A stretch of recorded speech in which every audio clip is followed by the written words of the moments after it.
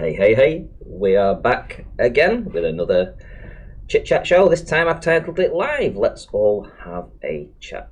Indeed, let's all have a chat. You know, at the end of the day, we're all in lockdown essentially. Let's all have a chat. What else have we got to do on a Tuesday evening at 10 p.m? Right, okay, I'm going to say a few hellos to some of my some of my audience that are in right now. So we have Brandon, Cat Earth, nice to see you in, fresh out of YouTube jail. We have Mattia Alosa. Brandon with the $4.99 super chat, thank you very much. Colin Dresser. Darwin, always supporting the show with the $4 US super sticker, thank you very much. Stephen Grenville, Rude Earther, Cleary, Ian Adams, Billabong Blues, Sue Weldon, and lots and more. Seek and find. Wow, everyone's piling in right now. They allow Ohio SE. Can I catch everyone up? The mind of God. RPI twoification. Anthony Burrows, nice to see you in. I think I've got everyone. Oh, Globe Ball Faction and Soundless Banana Cam. Right, okay. Soundless Banana Cam. Hey, another live chat of lies and dishonesty. Maybe you should just go and watch the show. maybe instead of making comments, you should just go and watch the show. Okay, so hey guys, you know what I like to do? I like to start the show off with a little something, a little bit of a shout out or something like that, or some kind of information that I may be looking for, or anything really in general that may have caught my eye. So in this particular case, before I call Rude Earther and bring him in on the show, I just want to talk about Karen Petite. If you guys remember Karen Petite at all, I just want to know if anybody has her actual email address or any way of me being able to get in contact with her, or perhaps any way of somebody being able to tell her that I'm looking to speak with her, because I just want to have a quick chat and I just want to put her in contact with some people. Now, the names on the screen mean absolutely nothing. They're just there just because I just wanted to put some names there. But there are some people that may be out there that may have been in a similar situation to her in the past, who may wish to contact her and have a little chit chat, chin wag, you know, similar things may have happened to them in the past. So if any of these names that are on screen bear any resemblance to those people, it's absolute coincidence. It means absolutely nothing. The names are just there for the names being their sake. So anyone that knows Karen Petite, please get in touch with me. Also, if there's any ladies in the chat that have listened in that may have had any kind of issues similar to that, that may want to get in touch with me, I can perhaps put you in touch with other people that have maybe had a similar situation too. Now, that's as much as I'm going to say. I'm never going to mention this again. However, I will say that I will stay out of that situation. What I will and can do and have the ability to do is put you in touch with other ladies that may have had a similar situation to you. That's all I'm going to say. Okay, right, now let's get on with the show. Here we go. Right, let's see if we can get Rude Earther in. Let's see if he's around.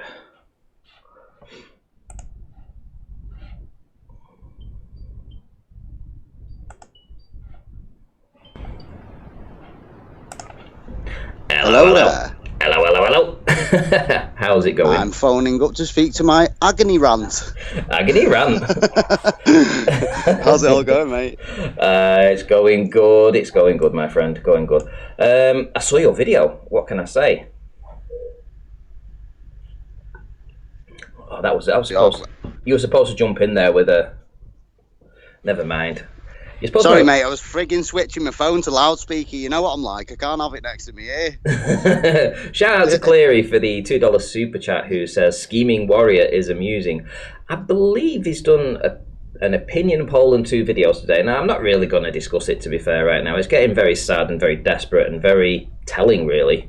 I think it's, it's also bordering on stalker-like kind of harassment, at this point.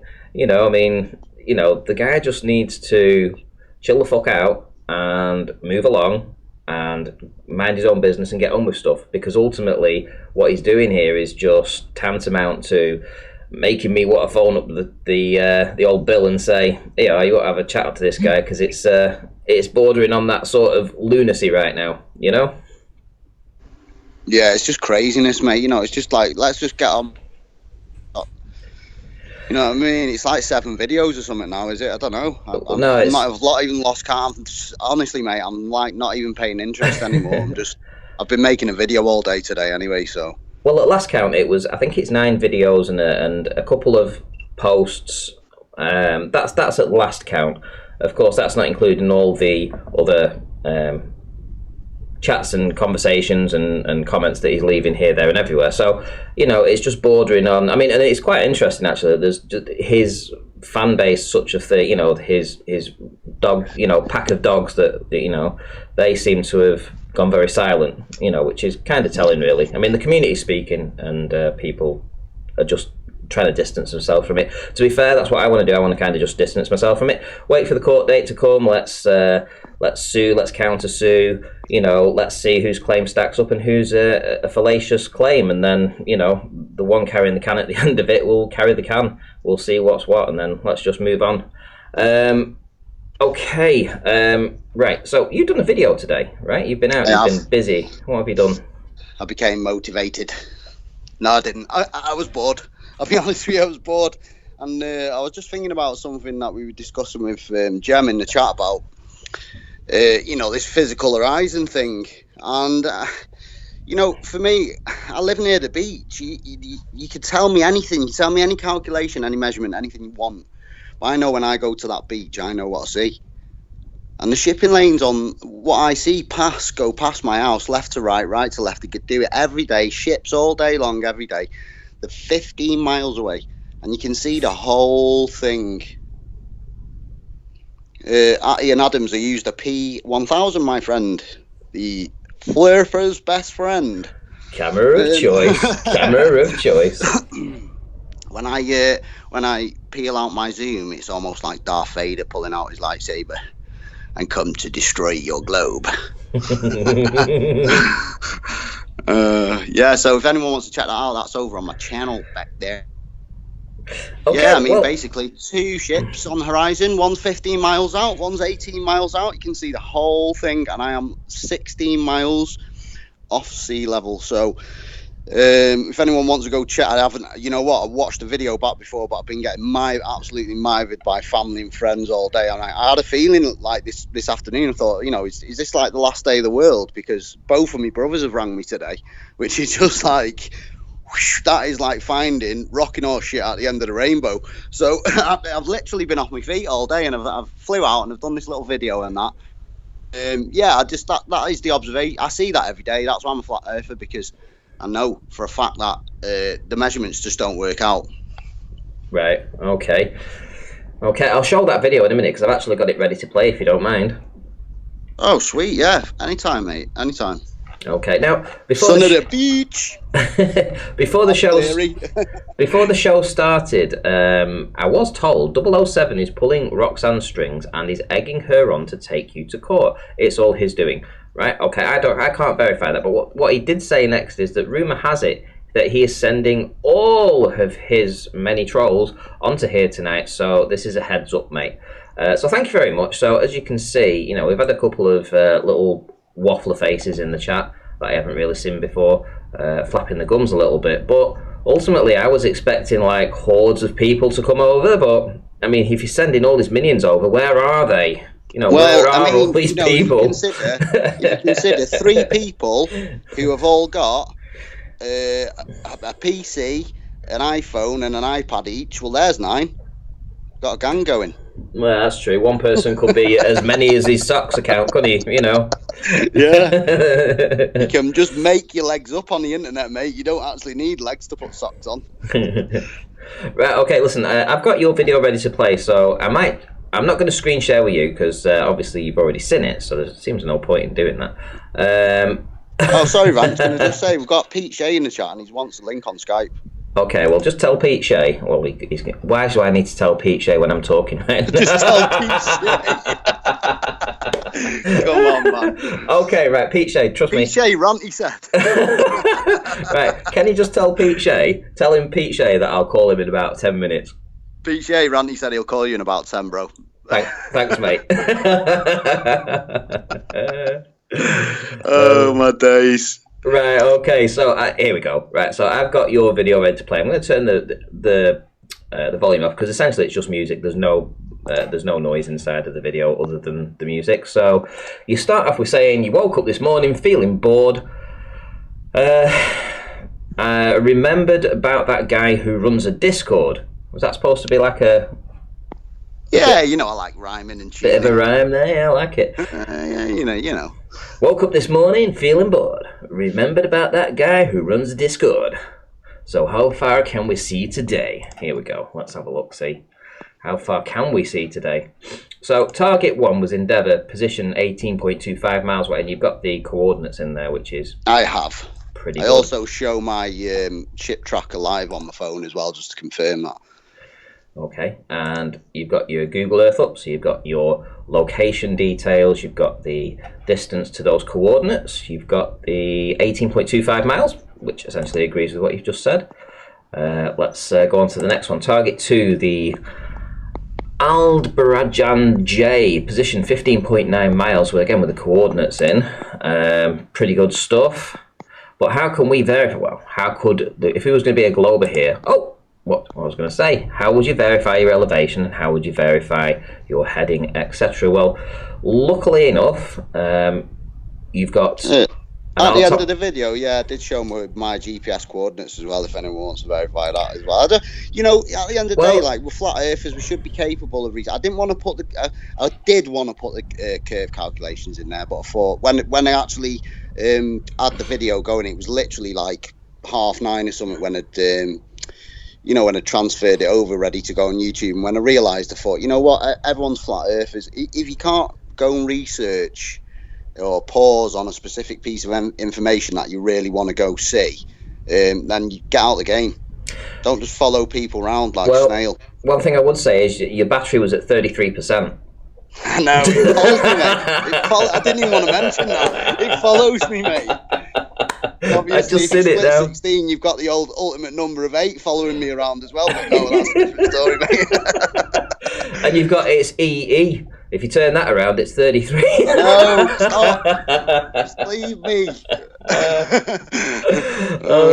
even got a tattoo of it on my arm, mate. So I wake up in the morning, I look at it, I know you're there. Anyway, so your elevation there, right? So you've got your elevation 16 feet. So we can clearly see that from your phone. Let's see what else you bring up. So yeah, there's your details for the actual boats. So what you're doing is you're showing a real-time tracker, basically, of these boats, yeah? Yeah. Okay. Sorry, mate. I'm tapping away here. It's all right. I can explain it to the audience as we go, so you don't have to, respond to everything. So essentially, you're showing what the boat looks like, its speed, its destination, where its GPS is currently, etc. And you can see them, the direction they're going in, and how they are in relation to each other. It's very clear there. So this is the vessel Endeavour. Well, what's this other one? This is that other one that had a weird name on. I didn't really want to give that one a go pronounce it. Okay, so I like that you did that. You showed that in front of the P1000. And then what you're doing is you've decided to zoom in straight from exactly where you are at 16-foot elevation, and you're going to try and focus on these two boats. Now, I know it goes out of focus for just a couple of seconds, and then it refocuses, just like these cameras do. Boom. Right, okay, so there we go. So now we have the two boats in question. So that's the Aldebaran J, or whatever it's called. And was that the furthest one away? I think it was, wasn't it? And no, I think it's actually the Endeavour that's the furthest one. It's on the left. The one on the left is the whatever it's called, the Aldebaran. Yeah. You're watching it, mate. So I like what you've done here. You've put two distinct lines in. You've got the hull of the boat that's visible, and you've also got that sort of like noggin at the front. It's like a I don't know what you'd call it. it breakwater or something at the front. Anyway, that's clearly visible on the boat, so you can see that all of the boat's visible, and you have the yellow line's denoting where the boat sits in the water, and behind that you've got a secondary line denoting where the apparent horizon is, correct? Yes. Okay. Yeah. Well, that was just to depict that the horizon does that. That's the furthest one away. That's 18.25 miles, as it's clearly stated there. And that red line was just to depict the fact that the horizon is continuing beyond the ship. The fact is, the viewing angle that's stopping me from seeing beyond it. It's like looking on a snooker table with your eyes literally 2 millimeters above it. You're not going to see the other side of it. Okay. So you're right, it was the Endeavour that was on the left, it was the Yellow Beige or whatever it was on the right. Sorry, I've just looked at my notes. I've got my notes here from making my video today. So, yeah, the Endeavour was on the left and the other one was on the right. But midway through the video, because I showed the right-hand one first, it swaps around. But, yeah, it should all be lined up. Okay, so the one on the right, I mean, again, it's very distinct, this one. You can see the front of the boat, you've got that sort of noggin at the front. And the horizon is absolutely indistinguishable. You can definitely see that the horizon is far beyond that. And that's at 15.9 miles away. So it's clear that the horizon is far, far beyond this 15.9 miles from your elevation of 16 feet. Be interesting to know, I mean, I don't know if you've put it in here, but does anybody know what the horizon distance should be at, what the horizon should be from your elevation of 16 feet? Because essentially that would be the interesting question. Let me see. Yeah, I see it. It's a P1000, bro. It is. So yeah, that's essentially your video, a lifetime live streaming and tracking of those boats. You show your elevation, you show the distances to the boats. You're very concise with everything you show, and you clearly show the horizon is beyond those boats. So if you've got your elevation at 16 feet, mate, how far should it be to the supposed horizon if you live on a globe? Let me just check it for you now, dude. I'll just type this in here and check out where Rude Swan's coming in. The Rude Swan song coming in a strong second place. Okay, so the horizon distance should be 4.8 miles away. 4.8 miles away? I mean, the 18-mile, the boat that's 18 miles away is 104. Have I got that right? It's 114 feet it should be behind the curve. The one that's at 18 miles away. I may have made a mistake on the video there, but still, that boat is not 114 feet behind the curve. Let me just make sure I've not gone. Flipping hell. So it should be 4 miles away, and this is 18.25 miles away, and the horizon is far beyond that. That's kind of nasty for the globe. That is kind of nasty for the globe. They might have some explaining to do with this, I mean, that's what I was trying to get out of Jem the other day. Like, I wasn't trying to trap him or anything, because I know exactly how far I can see on an average day. I mean, not perfectly with my eyes. Obviously, you can see I can see beyond 18 miles there, because you can see the horizon just a snippet beyond that 18-mile ship. So what I was wanting Jem to do is to say, like you said, you take all the atmosphere away, and it leaves you with a horizon at about 3 miles. For a 6-foot observer, 3 miles. So you could go off that and say, it's clear on there. It's 4.8 miles. So under the most perfect conditions, they could say 8 miles, 10 miles. We're still nearly doubling that. Well, Jam Panda, if you want to jump on and try and explain that, or try to explain it, basically, it was a poor day today. It was quite misty. I couldn't see landed no pier from my position, because I did try. I couldn't see Anglesey from my position, which on a really decent day, mate, you can see the whole of Anglesey jutting out beyond Landidno. And I'd love to have a day. To be honest, it's all about time and stuff for me. I've got all the equipment there. It's just time and drive. Like, when you've had a hard day and you can't be arsed doing anything in the summer and it's hot and you just want to chill out in the garden. And when it gets to the winter, when I'm off work, I just can't be arsed going anywhere because it's cold, basically. So I never get round to doing anything. But I've looked out my window and thought, wow, I need to go out with my camera, but it's just like getting my shoes on. Some days it's just too much. You needed to kick up the butt, didn't you? I did. And I thank you for that, Mr. Pandar. No worries. I wouldn't have done that without Jem, but I seriously, like, I know I like a banter and that, and I know everyone in the chat knows I like a bit of a banter and that, and they know I don't particularly like globers, but I don't want to be like being nasty to people and harassing them. I just want them to be honest with me, mate. That's all I want them to be. Okay. You know, they're explaining. They've all got the calculations. They know the refractive index. They know the model inside out. They know how much it turns. They know the optical limit of your eyes. They know everything. I just want to know how far the maximum that horizon could ever be under the most perfect conditions at the beach. That's all I want to know.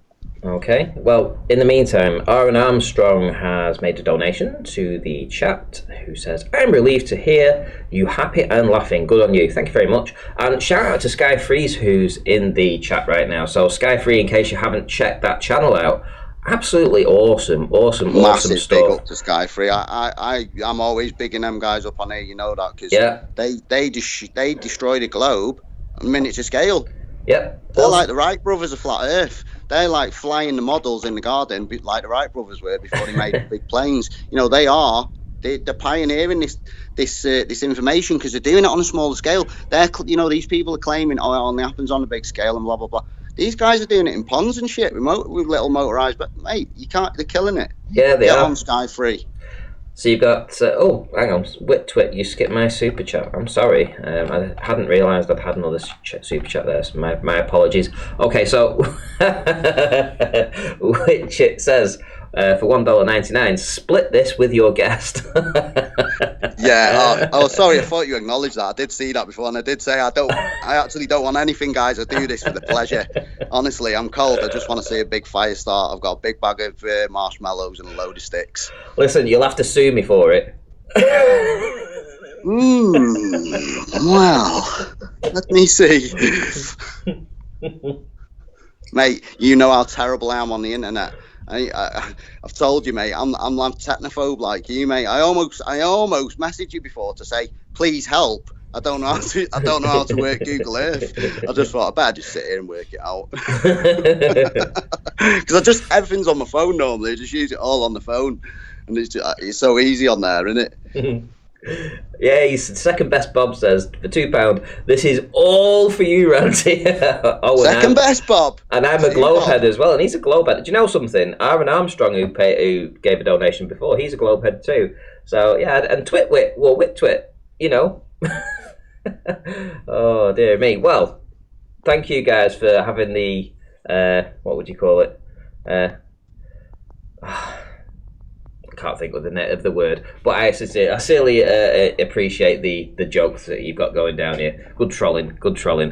Right, okay, so if you want to find that video that I've just showed you with the boats, that's Rude Earther that's on the panel right now, so I'm going to put his link in the chat.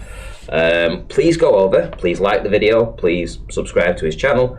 It might encourage him to get out a bit more because, you know, guys, you subscribe to me because I could go down to the beach all the time and do my filming, right? Okay, well, Rude Earther's got exactly the same opportunity, and it's a bit further up the coast. So, you know, if you subscribe to him, you might get good content. So here's the link anyway.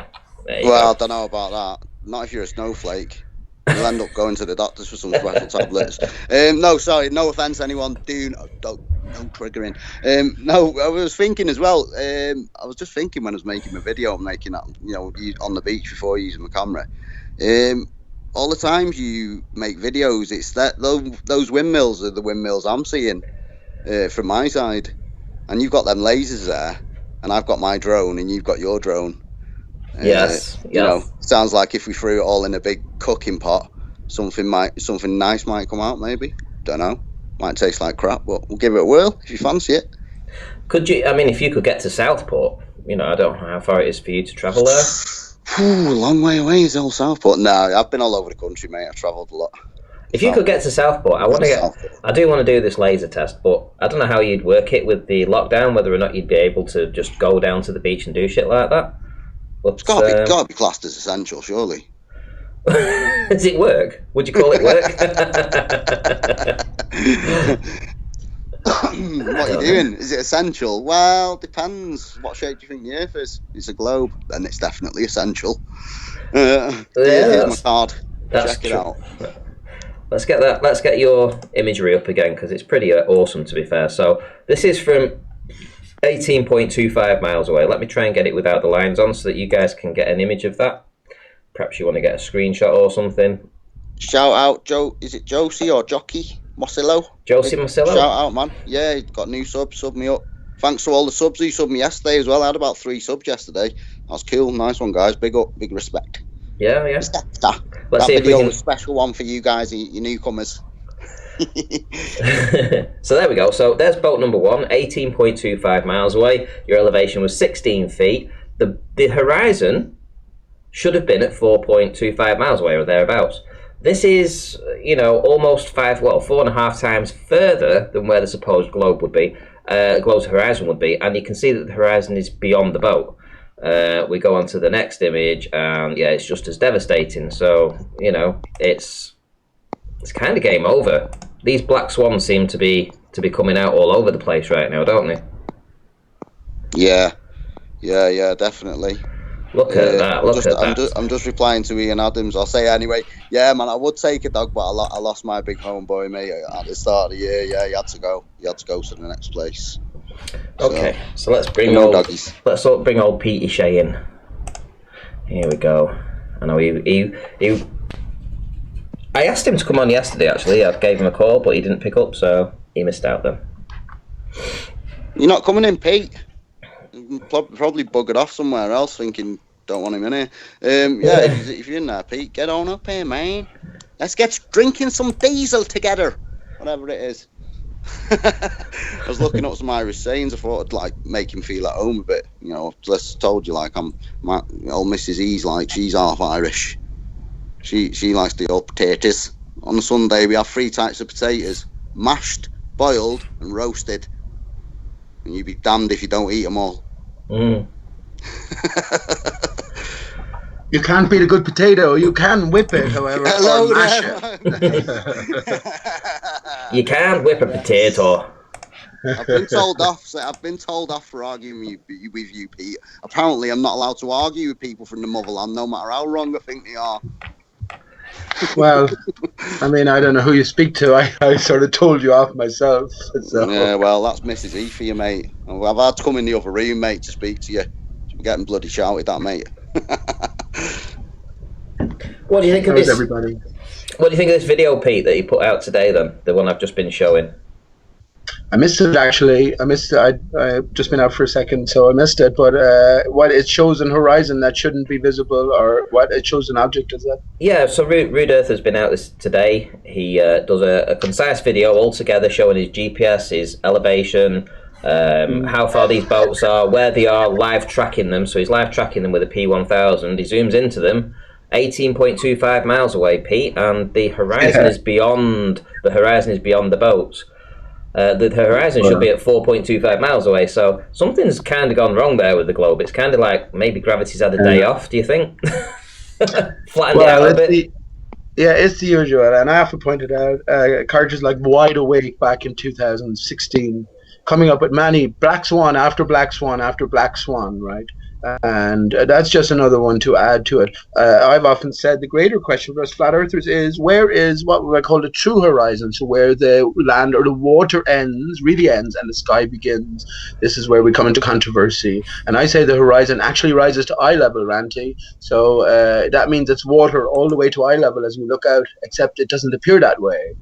So something else going on. But yeah, just another nail in the coffin. Yeah. I mean, I agree with you, P. I do. I don't doubt one bit that the horizon rises to your eye level. I don't even know how anyone can dispute it. I mean, I don't know about the water thing, but I mean, definitely, no one can. You can't dispute the horizons to your eye level. Right. So when we look out, if we don't dispute that, when we look out and we see that the apparent horizon seems to be dipped below the horizontal, and we also see miraging or mirroring effects, once we accept that it has to be water that the boat is on, then we can say that water might be the prime suspect for the mirroring. And I think this is where the controversy lies, right? Still. Yeah, I do get your point on that as well. But I mean, a lot of that mirroring does occur like on the surface next to the water. I mean, you don't really. I mean, I've never seen a plane mirrored in the sky or anything like that. But I do get what you're saying, though. I do 100% get what you're saying. And there's so much water, even claimed by the mainstream. There's so much water in the atmosphere with clouds, and there's millions of gallons of water around us all the time, isn't there? So I do know where you're going with it. Like, I do understand what you're saying. I even experienced yesterday at the local river. By the way, fucking hell, here in the Shannon. The river was almost fucking empty today. You could literally walk across it, and that's unheard of. There's something else going on with our Earth. But regarding the mirroring, looking down the river yesterday, just before me, a little wavy water, nothing too much. As you look down the distance, not even too far. I'm only talking about a mile into the distance, say. So the midsection was a little more smoothed out. And then as I looked towards the last section, there it was apparently very flat, even though the same conditions were throughout, but how it appeared to me varied. And as I looked at the last section, then I could see all of the background trees mirroring in the water. So, yeah, it stands to reason. If we accept that the horizon does rise to eye level, then we must be looking over water, even though it doesn't appear that way. And I say that this section is the section that's mirroring, and this is actually what the sun rises from beyond and disappears behind or away from beyond this mirrored water there. I think it's key to so much. Sorry, mate. I'm tapping away. Yeah, but I do fully understand what you're saying. I'm just, for me though, if you can't see it and show it, like I won't get me to agree with it. Do you know what I mean? Like, I know you're a big fan of this, the artist. Well, I can't even fucking say it, mate. I'll be honest with you. But I know that's a big. R.I. Starkus. Say it. R.I. Starkus. And I do know what it is. I'm fully aware of it, but it's like all religions and stuff like that. I can't buy into any of that stuff. It's just what I see with my eyes for me. You can see Aristarchus, man. Can you see Mount Meru or Yggdrasil, the fabled tree of life? You can see Aristarchus, and it's on a map I've got everywhere. On a map, a big map I've got hung up in my living room. It's called the Urbano Monte 1587 map, and in the middle of that map, Pete, there's a big piece of land, and when you see all these old maps, and it's like 4 islands with a cross of rivers going through it. It does look like that, mate, on this map. I'm not even joking. Like it, I don't know what it is, but on the map I've got there, what I see, it does look like that. Yeah. I said we're in the outer barrier, underneath the outer barrier, and there's 2 barriers, a bi-barrier system, and all that is relating to what's beyond the north center, the north boundaries. That's what I said. The aurora borealis is. It's the energized barrier, right? The beginning of the energized barrier, as we experience it, and the outer barrier, the collapsed bubble. But it's all fantastical, isn't it? Who are you going to be speaking to any of this about? At least with some of the more basic stuff, you can sort of get people on board. You know what I mean? Talk to them about being able to see further. Talk to them and not being able to experience any movement of the Earth, which is primary here. This is what they always assumed, is that the Earth moved, and then they took all theorizing from there, and they did that purposefully, right? Once we stop that at the quick, then everything else falls by the wayside, because no one has ever experienced Earth as a whole to move. And if it doesn't move, then then the ball becomes impossible because of our universal experience with water, which is flat when still on every level we can measure. So yeah, that's it. To me, it's just flat everywhere you look. I mean, that's what, out of my bedroom window, Pete. Literally, mate, I can see from Anglesey to, on a good day, Blackpool. So you got a 100-mile spread left to right. And then, I see Liverpool daily, mate. I see that shipping lane daily. I see the massive oil rig daily. Yeah. It's just, to me, it's flat, mate, all over. And if Ronty over the water can see as far as I can daily, mate, then and we can both see what's in the middle, then it's flat, innit? Yeah, look, and what the thing is here, you have Rumpus, the likes of Rumpus coming on yesterday, and bringing everything back to square one, back to the basic core beginning arguments that he's just used continuously. Now we ask ourselves as individuals, what do we hope to achieve by engaging people like that who will constantly lie and deny all evidence and all findings, Yeah, well, that's why they get no cord off me, Pete, to be honest, because like I say continuously, mate, them guys aren't coming here to be convinced.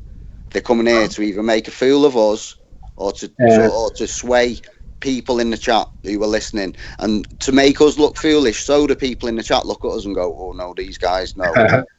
You know, that's all they do. That is all they do. Well, I said to them, I was on Jose Gonzalez panel today, whatever you want to call that. It's a joke, like, really. But I said to them that each and every one of them know the Earth is flat. They know it. They're playing a cooperative role. So what we are doing is sort of engaging constantly with the people who are put in to defend the impossible, right? And they're doing that for a reason. So I suppose as seasoned searchers, I guess, we need to look beyond it. Ask who is writing the story here that we are reading, who's laying down what we're picking up, and what is the ultimate point of all of this? You know what I mean? What is the fucking ultimate point of all of this?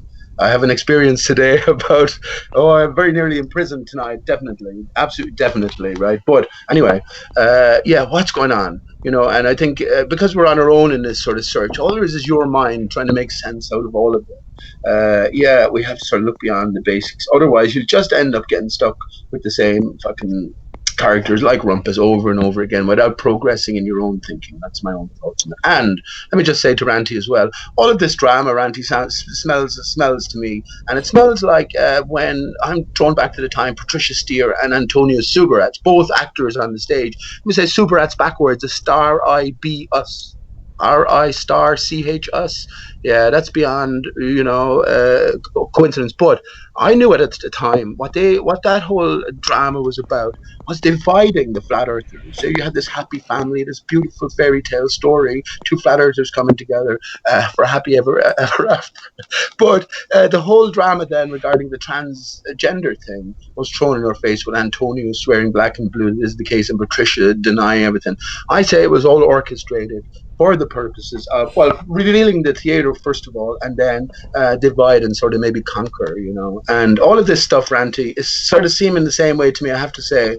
Otherwise, you have to sort of condemn these people because, I've been the one who's said that they're all involved in the same sort of grouping. They're cooperative. It's their aspect of the Glowbusters crew on the other side, the David Weiss journalism crew. Here we have the Oakley crew. Combine both of them as a Oakley crew, but all actors upon the stage, and if you're not part of them, then you have to come along and sort of condemn them and look back upon all of their actions in a different light, and especially the friends you've met, Riley, Nathan Oakley, Spurs, etc. I say they're all actors put in place from the start. I'm not sure about you. You could still be playing your role here. How would I know? But you seem to be more open, and you definitely give me a platform. You haven't censored me in any way, so that's my thoughts on all of this. Anything is possible as well, so we've got to have our heckles up. Well, to be fair, Pete, I mean, I'm looking forward to this court case. I'm looking forward to it now because this is going to be very entertaining, and it's quite clear that they don't want to go to court. That's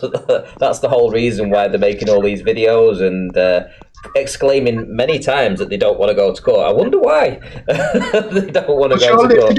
All they have to do is drop the pursuit. No, that's I wanted to go. No, screw that. Don't drop do not drop the fucking court case. I want to go to court.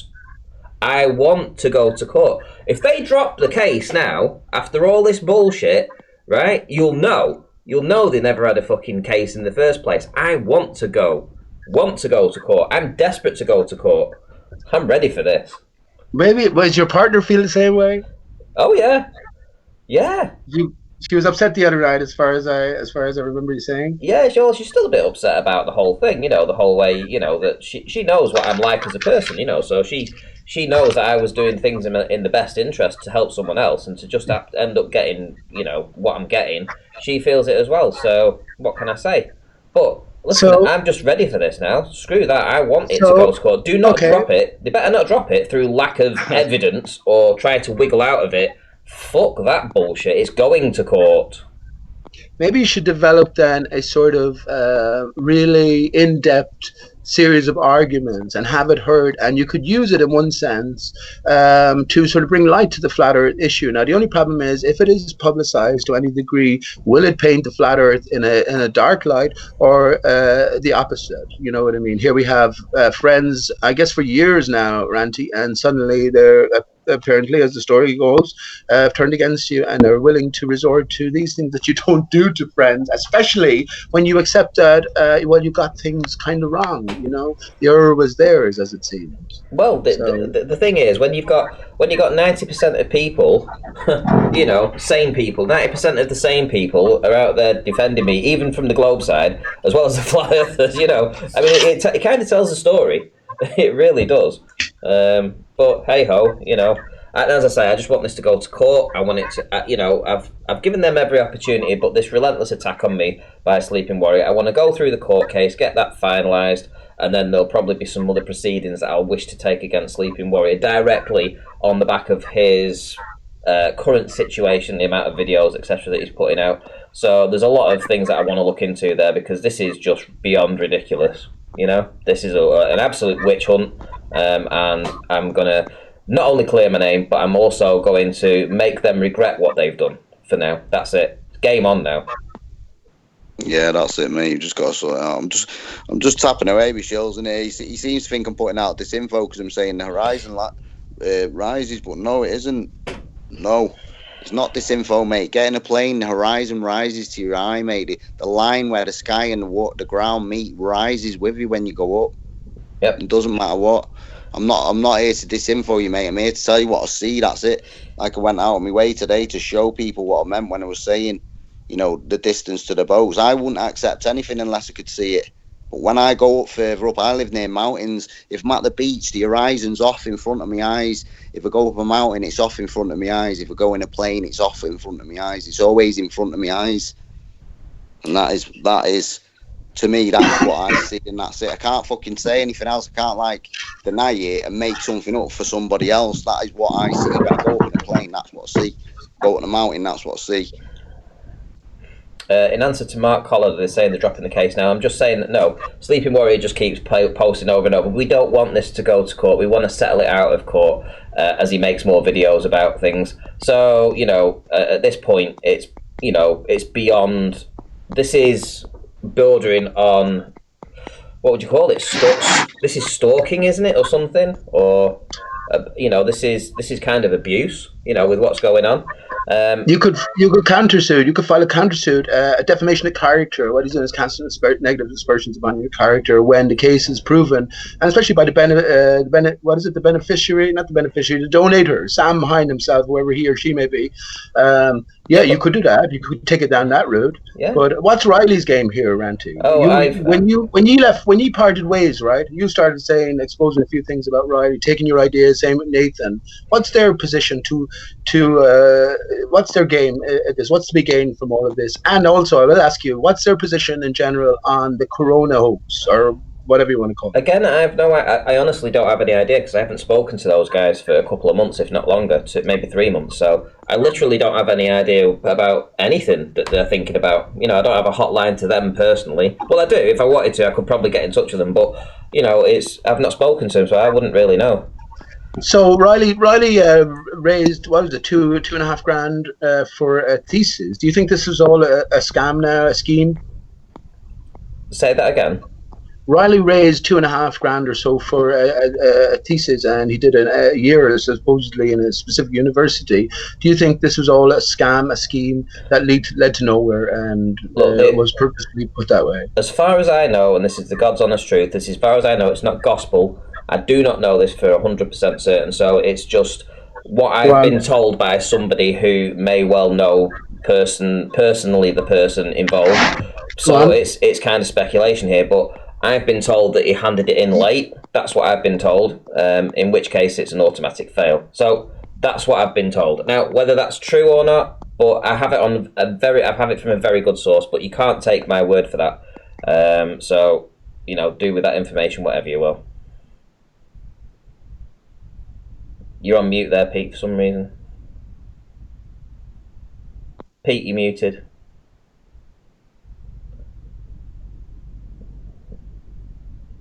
How's that? I still can't hear you yet. Shills, man, he's going all mad at me, mate. I like Shills. Don't want him to fall out with me, man. Listen, bro, I'm not on about tangent lines and all that shit. That's Glober talk to me, mate. When I see the horizon, I'm on peepers, bruv. at the beach. It's there in front of my eyes. When I go on the top of the mountain at the back of my house, it's with my eyes there in front of me. When I go up on a plane, it's with my eyes. That's all I'm saying, mate. Don't lose your mind. I'm not fucking trying to tell anyone that something's there that they can't see. You can see it.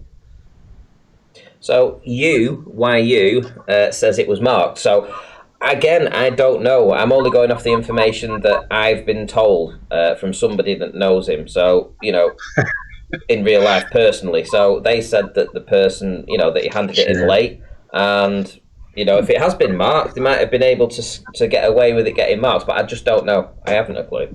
No Do you idea. know the university he went to? That's what sorry for getting cut off there. It's when I turn on my camera, I guess. But I remember at the time he said that I'm not going to give out the details, university, location, whatever, but certain few trusted friends have it. So it is genuine and above board. Now, if he's in cahoots with certain trusted and above board friends, like, say, Nathan Oakley,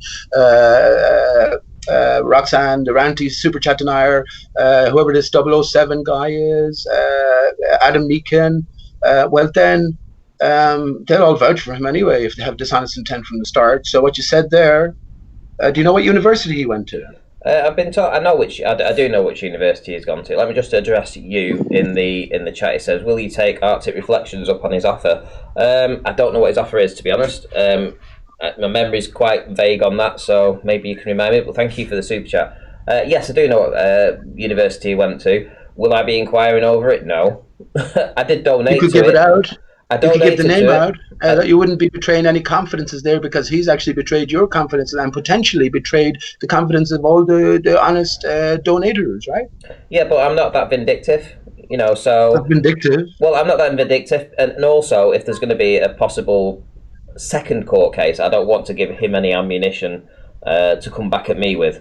Well, all the ammunition is on what he's doing to himself and to his channel right now, and he's making a complete arse of himself, to be fair. He's really exposing himself for the type of personality that he has, and it's showing to sort of like everybody with half a brain cell that can see what's going on. So they understand that. So if I start saying this, that, and the other, and doxing him in some ways, it could always come back to bite me. So I'm not going to do that. I want him to understand that what he's doing in the community right now cannot be tolerated. It can't be allowed to go on, and he is going to have to face the consequences of that.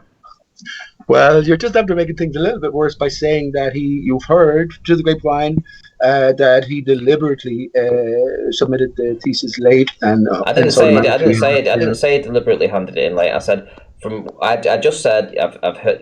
Don't take my word for this, but I heard he handed it in late. I didn't say anything about deliberately handing it in late, Pete. Don't put words in my mouth.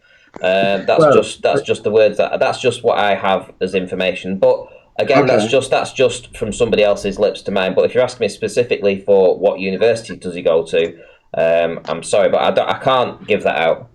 He asked me when he told me this over a year ago or so, not to tell anybody. So I'm keeping that stum. If he wants to tell people that's up to him.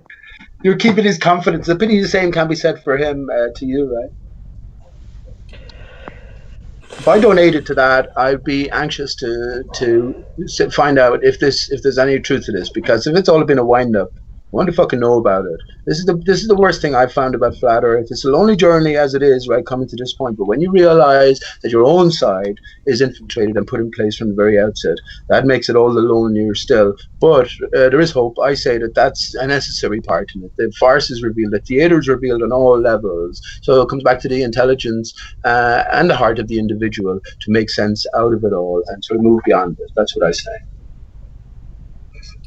Hey Joe says, Ranty, just heard your show from last night. Hey guys, if you haven't heard the first 20 minutes of last night's show, maybe you should go over and listen to that. It's quite revealing. Anyway, so Hey Joe says, just heard last night's show. Can't believe Riley's telling all the Globers to make videos about you. Wow. Yeah, thank you for the comment. Much appreciated.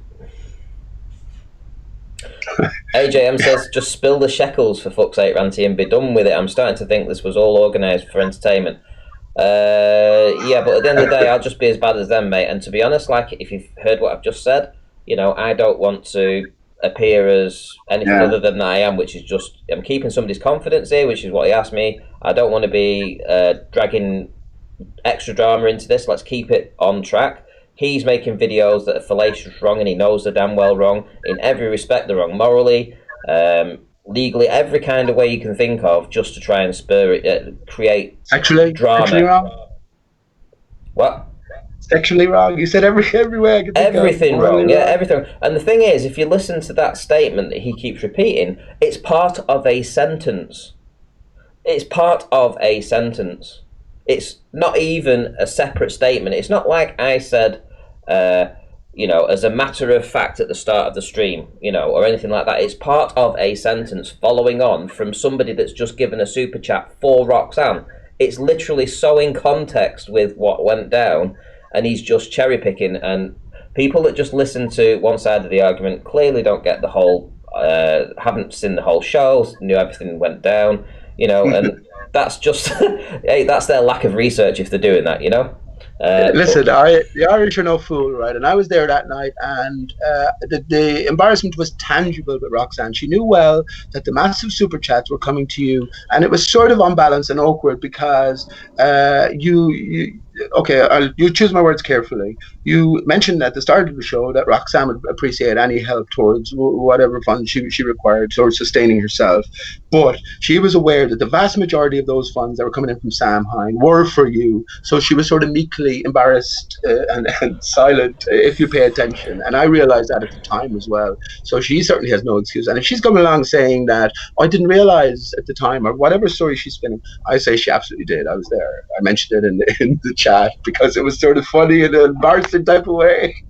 What's also interesting, I mean that's totally true, Pete. But she also says a couple of times in the stream on chat recorded that the money wasn't for her; it was for me. She also messages me directly to try and tell the audience that they're getting things mistaken, etc. Blah blah blah blah blah. And what was the other thing? Fuck me, I've forgotten now. Carry on. It's okay. She also has associations with Dave Murphy. Dave Murphy, 9/11 witness, who swears there was planes on 9/11. Isn't it funny? He does talk about the legal name fraud and living sort of outside the system, which is fair enough. It's a topic on its own. So I was sort of surprised to hear Roxanne, first of all, reaching out for help to survive what pretty much everyone else is going through as well, just survive daily, right?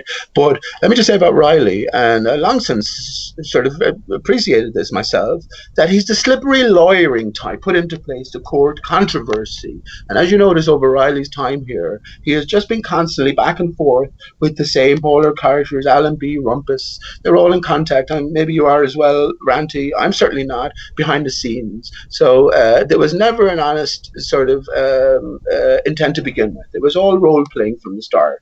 And I realize that. And what I say about you, Ranty, if we met, it's a different story, right? But where I'm at now, either this is all bollocks, right? A la Patricia Steer, just more divide and conquer, more drama, as AGM suggested, or you have been duped, hook, line, and sinker from the outset, and you're just finding out what type of people you are dealing with now.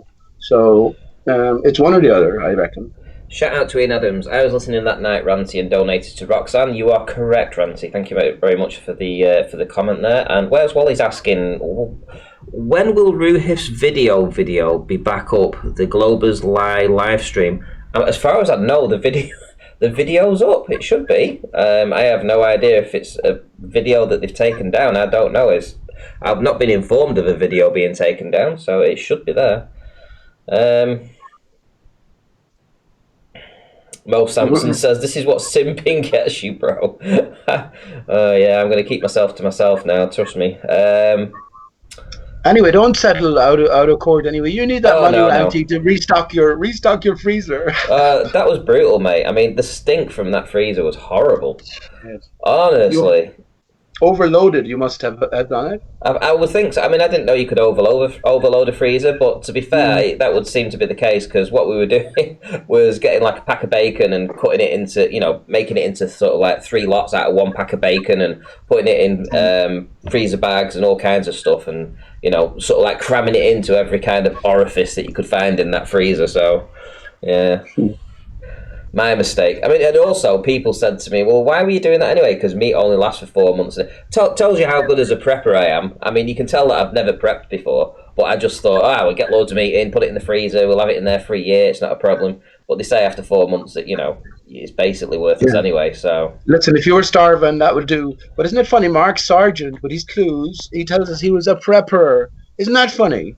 Isn't that fucking funny now? And Mark Sargent has been on nearly every every international TV station in the world. So yeah, maybe he was aware that all this was to come. I say, of course they were. This is all scripted out. And what I will say to people in the audience here, I don't know the demographic really. I assume there's a lot of bowlers here, but certainly a lot of flat earthers must be feeling a little confused, hurt, disgusted. I don't know, because these people are trusted characters, or at least have come to be seen to be trusted characters by some, and many people have donated across the board. So to find that this petty bickering over money as well, which has got us into the trouble in the first place, must be upsetting to the spirit of someone who took everything genuinely and seriously. So. Wow, we have two Globers in the chat, Professor Phil Bell and Bob the Science Guy. In fact, we also have Where's Wally in there too. Okay, so Rude Earther put a video out today, boys. Maybe you want to take a pop at answering what's going on here? Yeah. Will you play it again, Ranty, or fast forward it, and I'll have a look and we can have a chat about it. Yeah, okay. So it's only a couple of minutes long anyway. Yeah, cool. I've made Excellent. it as short as possible, just so everyone could, because there's nothing worse than a massive video dragging out. So I tried to compact it also. Well, on the screen right now we have the nearest boat. It's just over 15 miles away, and you were at just 16 feet elevation. It's all documented in the video where you've got your altimeter and you're all doing it on the same video, so it's absolutely 100% proof. You're actually tracking these boats too, so you're able to determine exactly where they are at the time that you're filming them.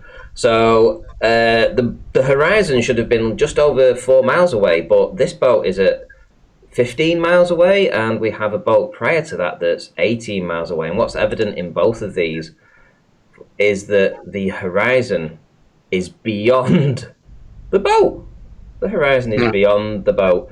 So this boat from 18.25 miles away, how is the horizon beyond that from a 16-foot elevation, boys? Your globe says that we should have a horizon at 4 miles away. Food for thought, eh? Okay. I don't think the video is showing. It's just a sort of a still shot, is it?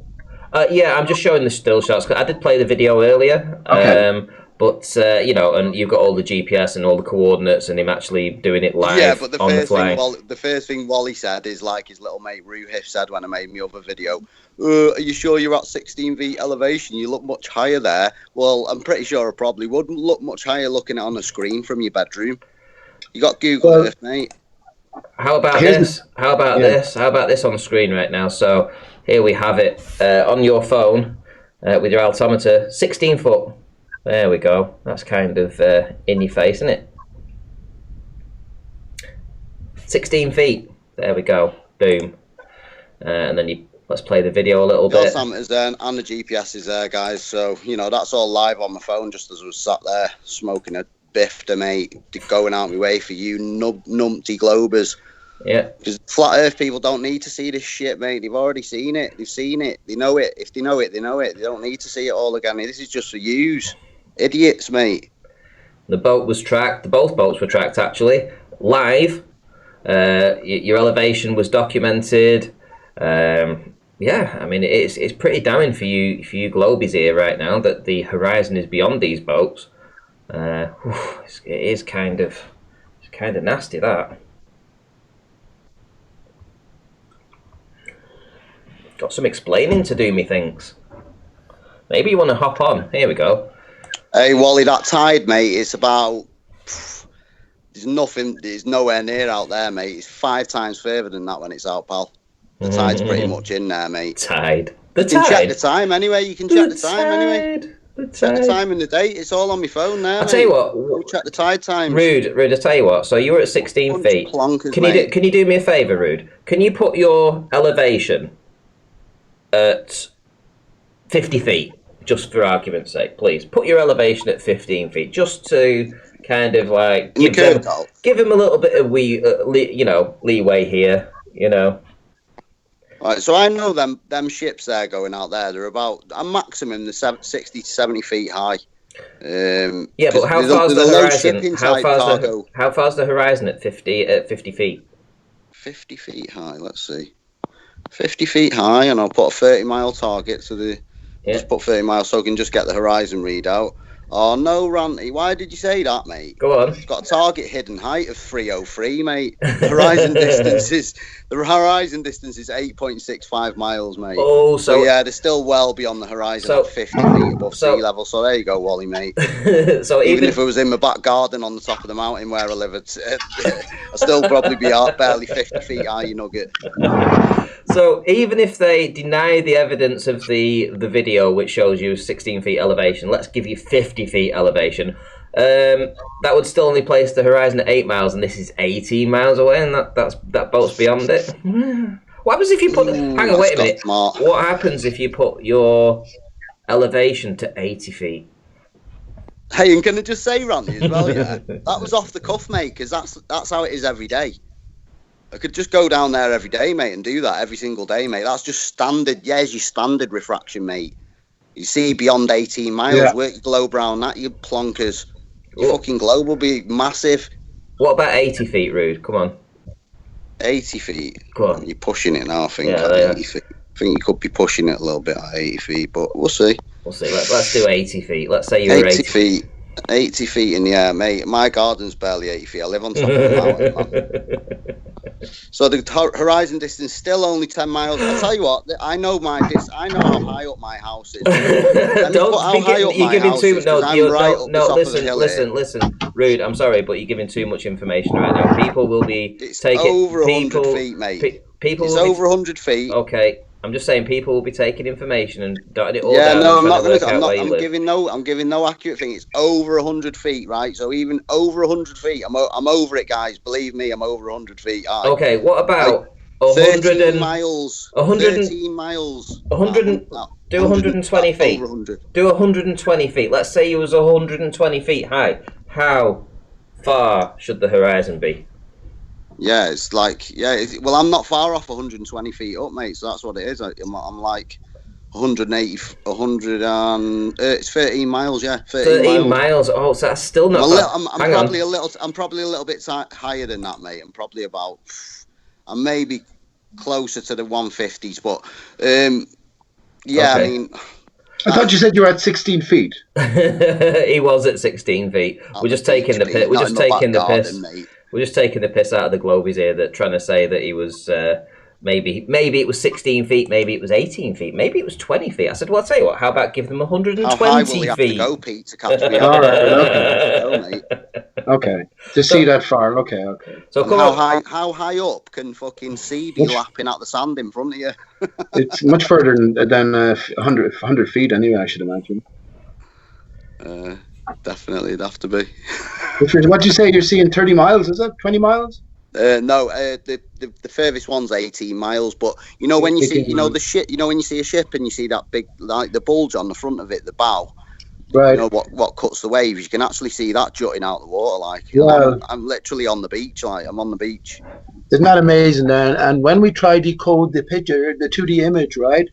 We can understand that we're seeing all the way along the water to the bottom of the boat. The hull is it just where the water line, right? Pretty much. So now we have to sort of break down in a three-dimensional grid sense what's going on, how much distance has been compressed into a certain distance on the image itself, and that'd be most healthy, I think. But yeah, it's game over, right? How can you? Yeah, I reckon you have to go about 200 feet. We've got them all in the chat. I mean, we've got somebody in here, saying it's refraction and all. Yeah, you've got all sorts of stuff coming out, and, and it's just all sorts of bullshit, basically, mate. Yeah. Okay. Because the Earth, Well, where's Wally? Where's Wally's got an answer for you? Where's Wally's got an answer for you, mate? He's got an absolute slam dunk answer. So his answer to your video is this. I just looked at the UK from the ISS this morning. That showed the curve quite nicely. Him worry. Yeah. Worry 8. Yeah. Just forget what we just saw there. Yeah, ignore that. Yeah. It goes against my will. Can't compute. Right, okay. Deny. But Randy, why do you think Bob the Science Guy or Rumpus? Why do you think they persist in the position they have? And of course, it's not because they're dumb enough, or it's not because they're. I don't think they're brainwashed, right? They're capable of entertaining the same questions, processing the same observations as we are. So why do you think they persist for so long? And let me just say as well, and I said it to them. That's what I meant to say earlier on.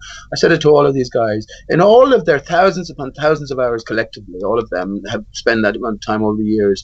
Not one person of genuine nature can I recall that has been reverted back. So it has gone from Blowbird to Flat Earth and then back again. Not one person. So their success rate is abysmal. So there must be some other reason for it. What do you think their motivations are ultimately? Bob the Science Guy is a military man, by the way. Look, I don't know. To be fair, if there was something that I started watching and didn't like it, and thought they were just lunatics, I wouldn't hang around. I'd just go and watch something that I was interested in, or just go and do something different. I wouldn't, like, for instance, I wouldn't go and watch probably a stream that's just got cows in a field, and I know people do watch streams with just cows in a field, right, or chickens in a pen or something. I don't know. It's not something that it's just not something that interests me. You have videos, live streams of people just sitting there like dumb fucks watching apparent images from space, like the ISS live, and they're all there like monks, thousands of people tuning in to watch this like brain dead zombies go, is that the Earth? Is that the Earth down there? Yeah, mate. Do you know what, right? Do you know what? I seen the biggest pair of glumpties, mate, and they took a camera to watch a rocket launch go off. And I'm not even shitting you, mate. They literally took about $9,000 super chats. I'm not joking. Even Mrs. Eartha was like, "Whoa, what the fuck?" She was like, "Why don't you just get a camera and go and film rockets and that, and just do your flight?" I was like, "Mate, that's well dishonest. I'm not doing that shit." But like that, if you want to make money, that's where your shit's at, mate. That's where your money's at. So they can't come here slagging off Flat Earth and saying they're making money, mate. I don't get it, because the globe is clean up, mate. They fucking clean up with though.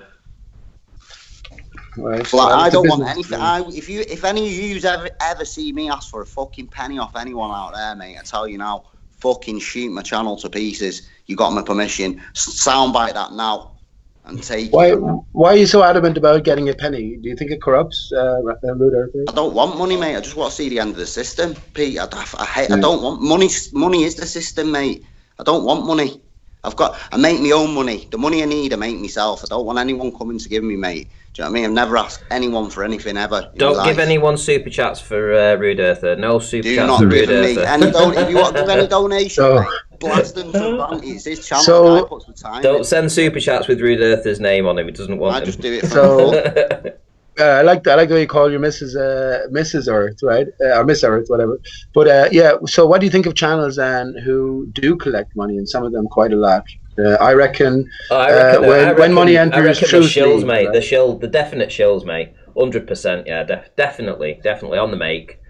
Fucking scrounging bastards, Nathan Oakley gave up his life for Flat Earth ranting. He gave up his life, and he sustains himself on the income he gets from this. Surely this will influence where we go, where we take things. And of course, Nathan now is stuck in repeat again and again and again and again. And how are we supposed to feel about that? That's what I would ask Rude Earther more than anybody else, because I know you get collection, you get money yourself, Grant. Yeah, I mean, I'm grateful for people giving me money. I don't ask for money. People want to give me money. That's great. I mean, I don't rely on it. But even in these times, of course, every pound counts. It's difficult, especially when you've got a partner that's been furloughed from a job, and you still got bills to pay. It's difficult, but that's just life, isn't it? You just get on with it. You grow up on a council estate. You never really had much. Well, I didn't growing up. You get to just understand. That at sometimes things are tough, and other times things are okay. And you just get on with it. You don't always feel privileged or have an entitlement right to things. You just do what you're doing. It doesn't affect me. I don't have I don't have a set view on anything in this particular, argument. I want to listen to both sides and formulate my own ideas about stuff. You know, that's what I want. I want to have these debates. I want to get to the nitty gritty. I think that's where we've been stuck in a rut for too long, with people arguing about stupid things that mean nothing. You know, an argument over semantics, you know, words and shit like that. How about just getting some proofs together, you know, that we can start discussing? You know, Globers, come and bring me some proof of looming. Go and show me an experiment that can prove looming to me. Yeah. And not just some kind of little wavy thing that might look like something. I'm talking about an entire building loomed up from beyond water. Go and get me an experiment that proves that, you know. Then you might start to change people's minds. But until then, it's just a fucking fairy tale that things loom up. It's just a fairy tale. And you know it is, because you can't demonstrate it or prove it. And they're not going to be able to at this stage because it's not real. The spinning ball never existed, and the truth of it was always known. That leads me to think that it's written in a way then that is metaphorical. So from what's presented as the spinning ball, the blue marble, we can get our clues regarding what is the real state of affairs. And I definitely think that way too much time is focused on what isn't. And maybe this ties back into the people put in place then. I mean, if anyone new is coming into any of these arguments and taking it seriously, of course the ball is dead in no time. But for anyone who's not new, then there sort of needs to be progress, at least on an individual, personal level, I feel, anyway. Otherwise, you're just spinning your wheels, and the people like Bob the Science Guy, Rumpus, and a myriad of them in your chat here just continuously come back again and again with the same objections, same arguments. And if they haven't produced it by now, they're never going to be able to produce it. And I think we know why, right? Okay, so yeah, I mean, we've got Bob the Science, like you say, you've got Bob the Science Guy in there. We have Blue Marble Science. We have Where's Wally? And I'm sure we have Professor Phil Bell. And yeah, I mean, why at this point haven't they actually, and even Baldy Cats, why haven't they brought in the proofs that we're asking for? You know, why haven't they done experiments? You know? Yeah. I've often said this as well. I said it to Bob the Science Guy in particular because he's so academically sort of minded. On the basis of mathematical probabilities alone, the spinning ball Earth and everything associated is ruled out because every single area of investigation into the theory is problematic. And as probabilities increase exponentially, they can be ruled out. The spinning ball can be ruled out on that basis alone. But of course, Bob will be back again tomorrow. I reckon Bob is, if I call him Bob the Science Guy, I reckon he's a man in a mask. He has a latex mask that he wears, and if you pay attention, his eyes are sunken in, his forehead doesn't wrinkle. Yeah, I think he's a military man. You know, they had a lot to say about Quantum Eraser as well, actually. They believe that Quantum Eraser is some sort of military traitor because he claimed to be something that he wasn't. One thing I will say, on both sides, the military is strong, and why wouldn't they be, right? Mm-hmm. Military also have funders, and let me just say this, Randy, military also have a higher power to take orders, but the military do have a code. If you have served, then there's a respect due to you that sort of transcends any petty side you take of the grin. So I say Quantum Eraser, Bob the Science Guy, ultimately on the same side. Not funny. Okay. It's not like that, though. I mean, hold on. If someone says if someone says they've been in services, mate, you know, I know a lot of lads have been booted out of services just for being like a reprobate, mate, taking drugs and all that. You know, they don't like the army and they wouldn't like continue on with it. They just do it because they've got nothing else to do. A lot of lads do that. They've got nothing else to do, mate. You don't instantly become systemised. It's whether you choose to. It's whether you got control over your own mind. You know what I mean? You don't. It's you at the end of the day. It's you inside there. You know. Whatever they do, whatever you get put through or whatever, that's just their way of trying to break you. Okay. Whether you can shine back through. So, yeah. Anyway. We have an inquiry from Conspiracy Cats or Baldy Cats, and he is questioning whether you actually have the correct boats. He sent me some screenshots of, obviously, he sent me the screenshot. I'll put the first screenshot up that he's put up now. So that's the two boats together. He sends me another. So if he goes on the time thing, if he goes on the video there and looks on the ship tracker there's only two boats going that way together. They're the only two boats that are in that area going the same way together. And if they look on my angles on Google Earth, what I've put on there, that's why they look closer together, because I'm looking like back on them from my position. Yeah, I knew that as soon as I saw this screenshot. I knew that exactly. And also, just nitpicking. And also, WS is saying about the compass, but at one point in the compass, at the thing that was showing the GPS coordinates, and I was also holding the phone. And also, one thing I want to say as well is that I think in your video, you do the GPS tracking, but they only give GPS signals every 5, 6, or 7 minutes or something like that. So you'd had a GPS track from the Alba J Jan or something was 17 seconds ago. And then the Endeavour was 3 minutes ago. So there is going to be if that one was almost instantaneously and this one was 3 minutes, it's it's moving and it's going to appear slightly closer. And one last thing, you actually show the boats and what they look like on the video compared to what the imagery is, the static images that they have of them in the docks. So you can absolutely tell that they are the same boats. So, yeah, but every single bit of information on there can all be checked. There's no denying that the boats that were shown were the boats that you actually have picked up. 100%. It's clear as day. Yeah, that's it. So. Okay, so I hope that's... Yeah, where's Wally? Listen, mate, I'm not being nasty or anything. I was literally holding my phone in front of my P1000, sat on them concrete steps on the sea, the sea steps. And I was just looking at the screen on my P1000 to see if you could see the GPS coordinates. I wasn't even interested in I didn't even think about the compass, to be honest, mate. It was literally just so you could see my coordinates on the GPS.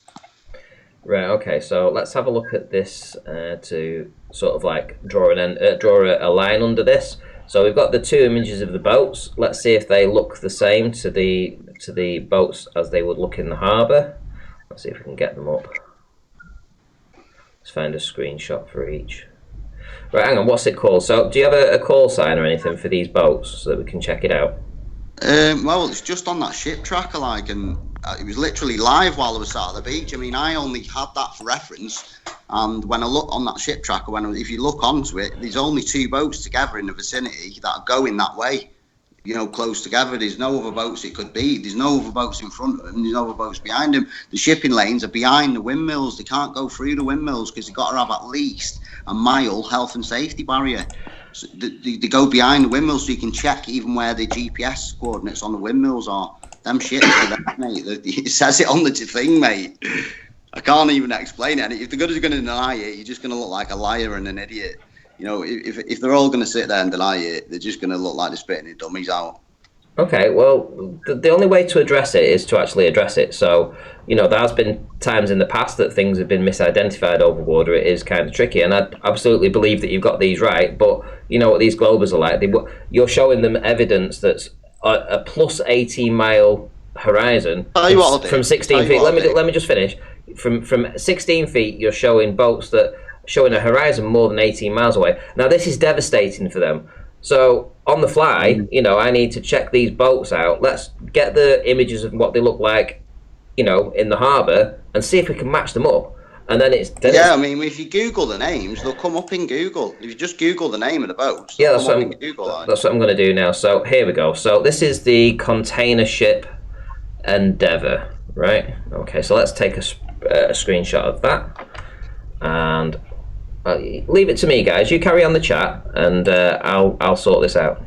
Right well, now. To be fair, I was going to say it's every day. I see that shit every day anyway. So if you're going to keep moaning about it, the more you moan, and the more Wally, you should have learnt this, mate, with the gyro stuff. The more you moan and the more you complain about, the more precise I'm going to go out and do it. So tomorrow, what I'll do is I'll take my compass, I'll take my laser thermometer, measure the water and the temperature and etc, mate, and I'll cover all the little cracks and everything, and I'll bring the same observation back, and then we'll see how you cover the cracks. Hardly devastating, Wally. Well, I'm pretty sure it is, pal. Randy, does the image there seem consistent with imagery that you have got from 18 miles? Oh, you think this is easily within possibility to see to the base of the boat, really? Yes. Yeah. I mean, as well, what I was going to do, because I knew this refraction bullshit was going to come up. So what I might actually do is, as well, set up my P1000 recording, and then fly my Phantom as close as I can to the ship. I mean, it's got on open play like, I'll probably get about maybe 6 to 8 miles, so I could probably get it in focus anyway, so you can see it. Just to show it's not a ghost ship, mate. It's there. It's there. If I was to fire a torpedo at one of them boats, mate, it'd sink. Yeah, that'd be great proof with a drone to just change the height, right? And you'd still see the fixed target. Yeah, so, of course, yeah. You know, there's no. But look, these people deny everything. So well, again, I'm bored, mate. So the more you tell me, Pete, the more I'll do. What's interesting, if you look at the, I know that Randy's a different image up, but the image you showed a second ago with the two ships. What I was saying about you can see different bands as we look out over the water, along the surface of the water to an 18-mile, pretty much, if that's the way it is, an 18-mile distance, and you can see the different color gradients. This is reflective of distance being compressed the closer we get to the target. And again, this is pretty key in things. But yeah, all cargo ships going. Yeah, pretty much everything is restricted. I'll tell you my story before I go. What happened today? I definitely would be in jail now, and I'd be without my car. Tell us all. Go ahead. Tell us all. Yeah. Well, just while you're looking what you're looking for, well, I've long since, let my resistance to the legal name and my awareness of the legal name fraud be known. So one of the things I did was I have a natural right to travel in my carriage, right, as opposed to a vehicle for commercial purposes. So I put new plates on, unregistered plates, just made them up myself. Look at the angle, mate. Anyway. So driving around today, I was up at the local hills, just taking in the sights, and I knew if I went in a certain way, the chances I would meet some cops. I said, fuck it, I'd take the chance. Anyway, as I was coming into Limerick, lo and behold, there was just two cops and one cop car just off the dual carriageway. And I said, oh gosh, here we go. Now, if I know, right, the next time I'm stopped, I knew that, the next time I'm stopped, the least that's going to happen to me is my car is going to be taken and I'm going to be put in definitely a cell for a night or two, and probably definitely prison then as well, because I wouldn't give way, right? But anyway, as I was coming in, I made my thoughts known about the coronavirus and the hoax and everything to the cops. No one in specifics, but just in general. Anyway, one cop car and two young cops, maybe 20 or something like that. So my turn comes. There's only a couple of cars there, 2 or 3. My turn comes, pull down the window, driver license, or how are you doing? What are you doing? And I was trying to think, how would I deal with this? But anyway, I said I'd wing it. I said, just traveling around. And can we drive a license? No, I don't have it. Will you drop it in the next 15 days into the local cop station? So meanwhile, I reckon the other cop at the other side of the car, so after telling them there's no insurance, tax or anything up on the vehicle. So next minute he says, can I have your name? I didn't say anything. He says, well, oh, sorry, let's pull over here.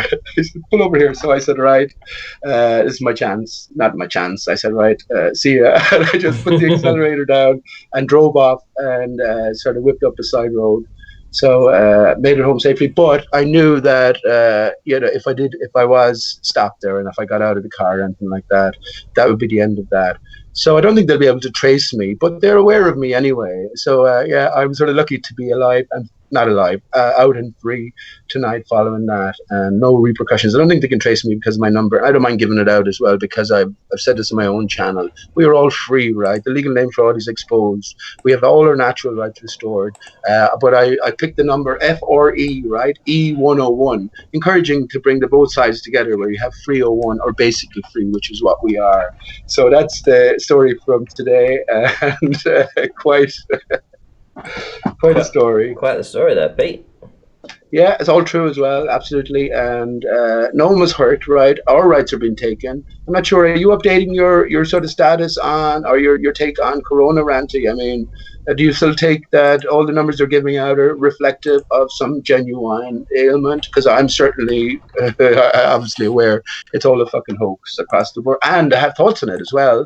More developed thoughts. I'm with you on that, but I think it's a hoax. Can I just state my position once more, just for the record? Like, I do think the virus is a hoax. I don't think there's any virus. I think I think they're using other deaths to inflate the numbers, and like people who normally die of pneumonia and flu-related illnesses, mate, they're switching them over to Corona. So that's my opinion on it. But the shit that they're doing is real, mate. I posted that document, what the government have changed the law, mate, on April 27th. I posted it, didn't I, in the thing the other day. If you want to look at it, it's like sections 17 to 20. It's really important that everyone looks at that, guys, because that is some serious shit that'll affect your life. That's not all us just talking on YouTube. That is real. Like the police have got extra powers, mate. We can talk about it all day, but that shit's real. They've got it now. They've passed it. It's affecting us, mate. Okay, so one thing I will say is that the two images that I was able to get on side-on views and show them right now, there does look to be some discrepancies on the two. That's the only thing I will say. So further investigation needed, by all accounts. Just what discrepancies will you point out some discrepancies there?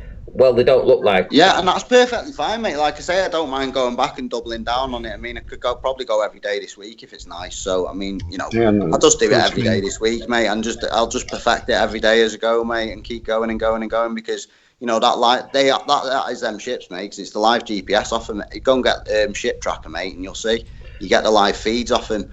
And literally, you see it as real time. You seen one there 7 minutes. I think it was 7 minutes, and the other one was like 7 seconds. I had another one going the other way, but miles away, and that had dropped the beacon 3 hours ago. So that was well gone from where the beacon was. Do you know what I mean? But they were the only two ships there. But yes, I don't mind. I've got nothing else on. Do you know what I mean? I'll go out tomorrow. I might sit there all day and do a few observations tomorrow. I'll take all my equipment, my little bits and bobs, and get really precise on it if you all want, and then you can go and all work out your. Well, hang on, Rude Arthur. Before you do that, Randy mentioned his discrepancies. So let's sort of work our way through this. If they are the same ships, can it just be perspective that accounts for these discrepancies, Randy? What do you think? Is there a point of similarity? Well, of course, yeah. I mean, there's points of similarity. I mean, it could be that they're squashed a little bit. The one thing I would say is that the cabins on both, obviously where they drive the boats, look completely different on both of the boats. Yeah. So, and also there's a front part on the Azerbaijan or whatever it's called at the front right that isn't apparent on the boat that should be there. I mean, so it's one of them. Well, it's. I can immediately see that the ship on the left, they're both the same. I can definitely see that. And even if you look closely at the insert that you put in, just behind the tower where it seems to stretch in the bottom image, you can see some sort of structure that's sticking out. So I think that's definitely a perspective issue. With the other one, it doesn't seem as clear, but I can certainly see some very similarities. Definitely. Well, it could be, yeah, I mean, don't get me wrong. I mean, there could be some kind of stretching and warping going on with the image. Yeah, I mean, I sent you the actual screenshots what I took on my phone. I binged them over to you, mate. So, I mean, well, I've done is let me just say, you see Rude Arthur, you see the tallest part on the ship on the right. See the tallest part that's sticking up on top, right? And then we have a series of containers. Yeah, we have a series of containers. So those containers towards the tallest part of the bridge could be blocking off the extension there. Yeah, that's it. I mean, they've got containers in some pictures. Yeah. And that one where they haven't, they're going in and out of ports. They're not always full. Yeah. Oh, hang on, wait a minute. Appearances, these ships. And to be fair, there are discrepancies, but I can definitely see that there is a good case to be made. They're the same ships. Okay. Yeah, definitely. Well, what else have you spotted there, Ronnie? Because I just went on the ship tracker, mate, and I know. The ones that were right there where it said, I just took the GPS marks, mate. You know what I mean? They were moving when them ships were moving along. They were binging off, giving beacons. So, but whether the photos are online, I don't know, mate. I don't know. I can only go back and do it again. I mean, to be fair, who's to say that I got the right images? Makes me more determined, mate. That's fair. Listen, all I've done is taken the images off of images that you can find on the internet, showed them and compared them to each other. That's what you got to do, mate. You've got to do it. And just saying, look, this is the evidence that's there. Is that enough? Leave that for the audience to decide. But it's there. For people to look at, check, decide. Yeah, well, I'll take my compass and all that, and I'll do it properly. I'll line it up and show it all, point which way the compass is pointing, just to show it. But like I say, there was no other ships out there, mate. They were the GPS pings. Them maps are what, like, my friends and that, they work out on the windmills, And they're the type of apps that they use to check the shipping. What did you say the distance was between these two ships in reality, according to the figures? I didn't check the distance between them. One was both of them were the the coordinates are there. The All coordinates are there. How did you find out one was 18 miles away at that particular time? Just by just using the GPS thing that right. got it, you know what I mean, and then putting it in on the Google Earth, obviously with the measuring tool. It's interesting. Just looking at the image there, you would swear that they were within a few hundred yards of one another. It was almost side by side. Of course, in reality, they could be. If you look at my position on the Google Earth, I'm like looking back. Where I am, it's like a left-handed angle going off. Yeah. So it'll change. It changes the angle, obviously, in it, and it's over. It's quite a great distance, isn't it? It's not a short amount. It's not. It's not a short distance. Yeah, and that's what I constantly say. We have to decode these images, and of course, what the ball Earth will do and has done has limited our sort of range over the span. They've said that any horizon is the actual horizon, and it falls within global geometry. Now that that's gone, we can appreciate the span itself, right? And we need to decode any images in relation to this extended span, which, if what you're saying here is just another example of being able to see much further than we should ever be on a ball. So that's dead. But what can we make of it on a flat Earth? And it occurs to me as well, if you're getting such clear images of the whole of the vessel at 18 miles, if you follow that into the distance, you get a much greater still, while the ship is still in view, probably disappearing bottom first, as it seems, from the same position. So another nail in the coffin, if it's all as you reported. Yeah, that's it. You can only do what you can, mate. And you're not gonna convince everyone all the time anyway. So I'll just put out there what I put out there, and make up your own mind. You know what I mean? No one's paying me any money. No one's paying me any wages. So I'll be out there tomorrow doing another video, like I say. So. I have a question. I have a question for the Globers, though. To be fair, in your footage today, could they tell us which horizon we were looking at today in the video? And if you want to go and just be anal about it, go on and check where the shipping lanes are, mate. Them big container ships are not allowed to come any closer to where I am because of the windmills, because of the turbines. They're not allowed to come. They've got to stick in them shipping lanes, and the shipping lanes. Liverpool shipping lanes, look from that beach. You've now got the coordinates where them ships are rolling. Go and get the app and have a look, mate. Them ships are them ships. They might look slightly different, mate, because of light or whatever, but we'll see tomorrow anyway. Because like I say, it's a daily thing. They see them ships every single. These lines of them every single day, mate. I can take the pic. This word horizon definitely needs clarifying, because remember, with the spinning ball, the horizon is the geometric edge over which everything disappears beyond. So when that's done away with, something else is going on. Now, what do we as flat earthers describe the horizon as? We have an apparent line, right? But as you've seen, Randy, everyone, Rude Earth, you've probably definitely seen the same. As you look over distance, over zoom, you see waves seeming to dance, or water seeming to dance on the so-called horizon, the seeming solid line that separates the water from the sky. But I'm saying as flat earthers, we have to understand that this is illusion. The extended span has been given back to us again, and now we need to decode the image with this in mind. When you do that, you admitted earlier on, Rude Earther, that you believe the horizon rises to eye level. So if it doesn't appear to, or when I say the horizon, what I mean is we should say where the water ends, right? Where the land ends and the sky begins. Now, we have a visible horizon, a parent position, but that's not it, because we're back with the extended span again, and it does rise to eye level. So because it's water all the way, we have to take that into account. So I think it's pretty simple. I realized this back in 2016.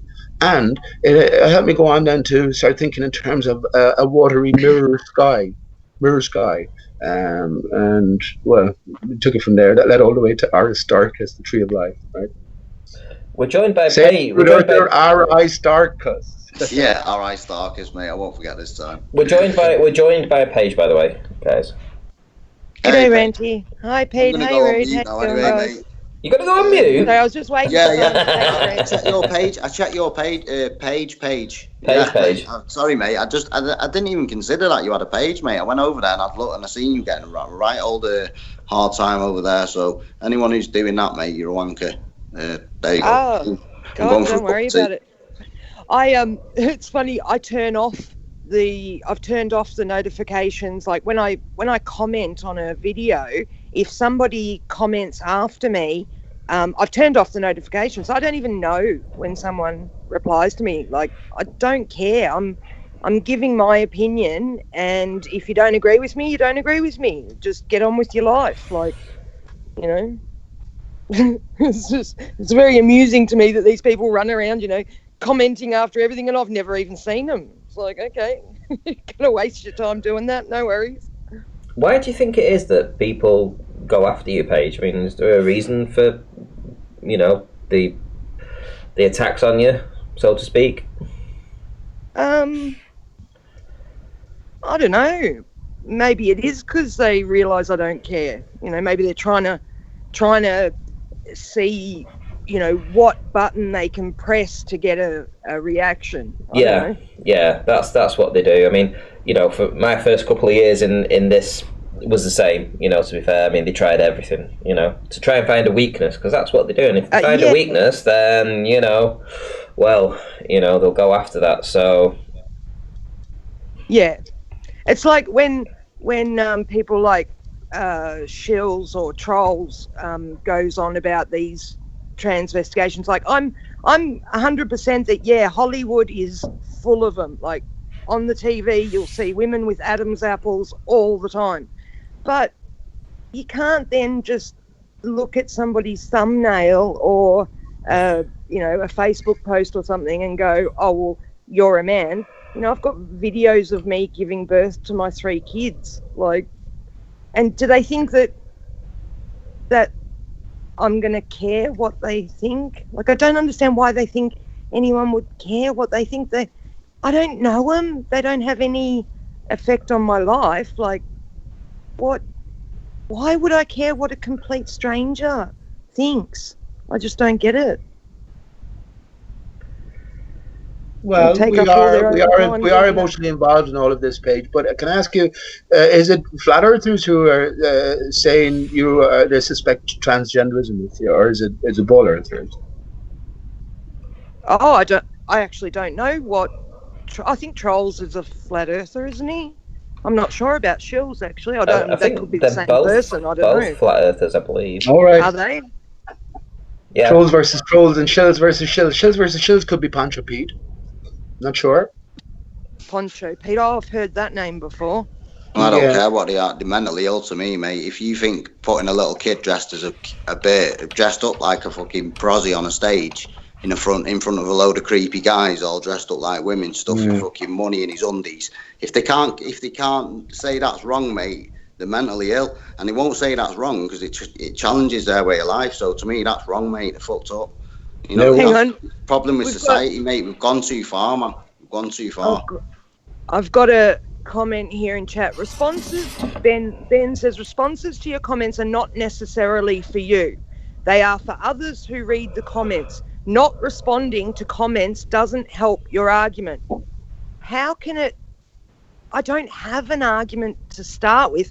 I'm just giving an opinion, and I'm in no way trying to have a back and forth with anybody. I don't care.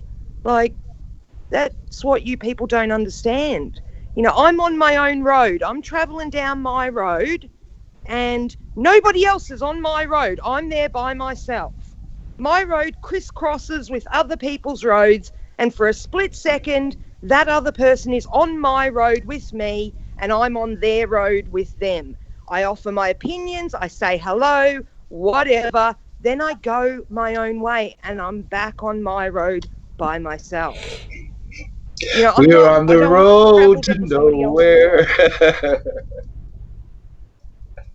I actually agree with you, Paige, and that's the same that applies to all of us. We're all on our own roads, and occasionally pathways intersect. Ultimately, I think we all get to the same destination, but it's like a load of squiggly lines, and they all cross over each other, but they all end up at death. They all start at birth, they all end up at death, and they squiggle along and crisscross each other. But to jump on somebody else's road, like what I was trying to explain to Anthony, I said, you've literally dragged me down your road, kicking and screaming, and I'm yelling at you to let me go back onto my road, and you won't. You want to drag me down your road because you're saying, oh, well, you're a friend of Randy, so you should do this and you should do that. Well, no, that's your road. You want to do those things. You think I should do those things. That's you. That's not me. He's the friend of Ranty, not you. He's even met Ranty and stayed with them. Yeah, well, somehow I've become Ranty's harpy, and harpy. I'm all of a sudden, I'm your harpy, and I'm your BFF now, and all this. I don't understand why.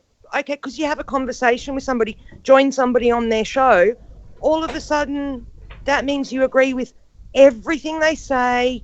You're 100% connected to them, and you have to answer for everything they do. Funny thing is, on his own road. Yeah, funny thing is, you guys have completely different opinions to a lot of the things that I believe in. Pete Shea has his own mind. You have your own thoughts on a whole bunch of different things, different to me. Yeah, all different. We're not all.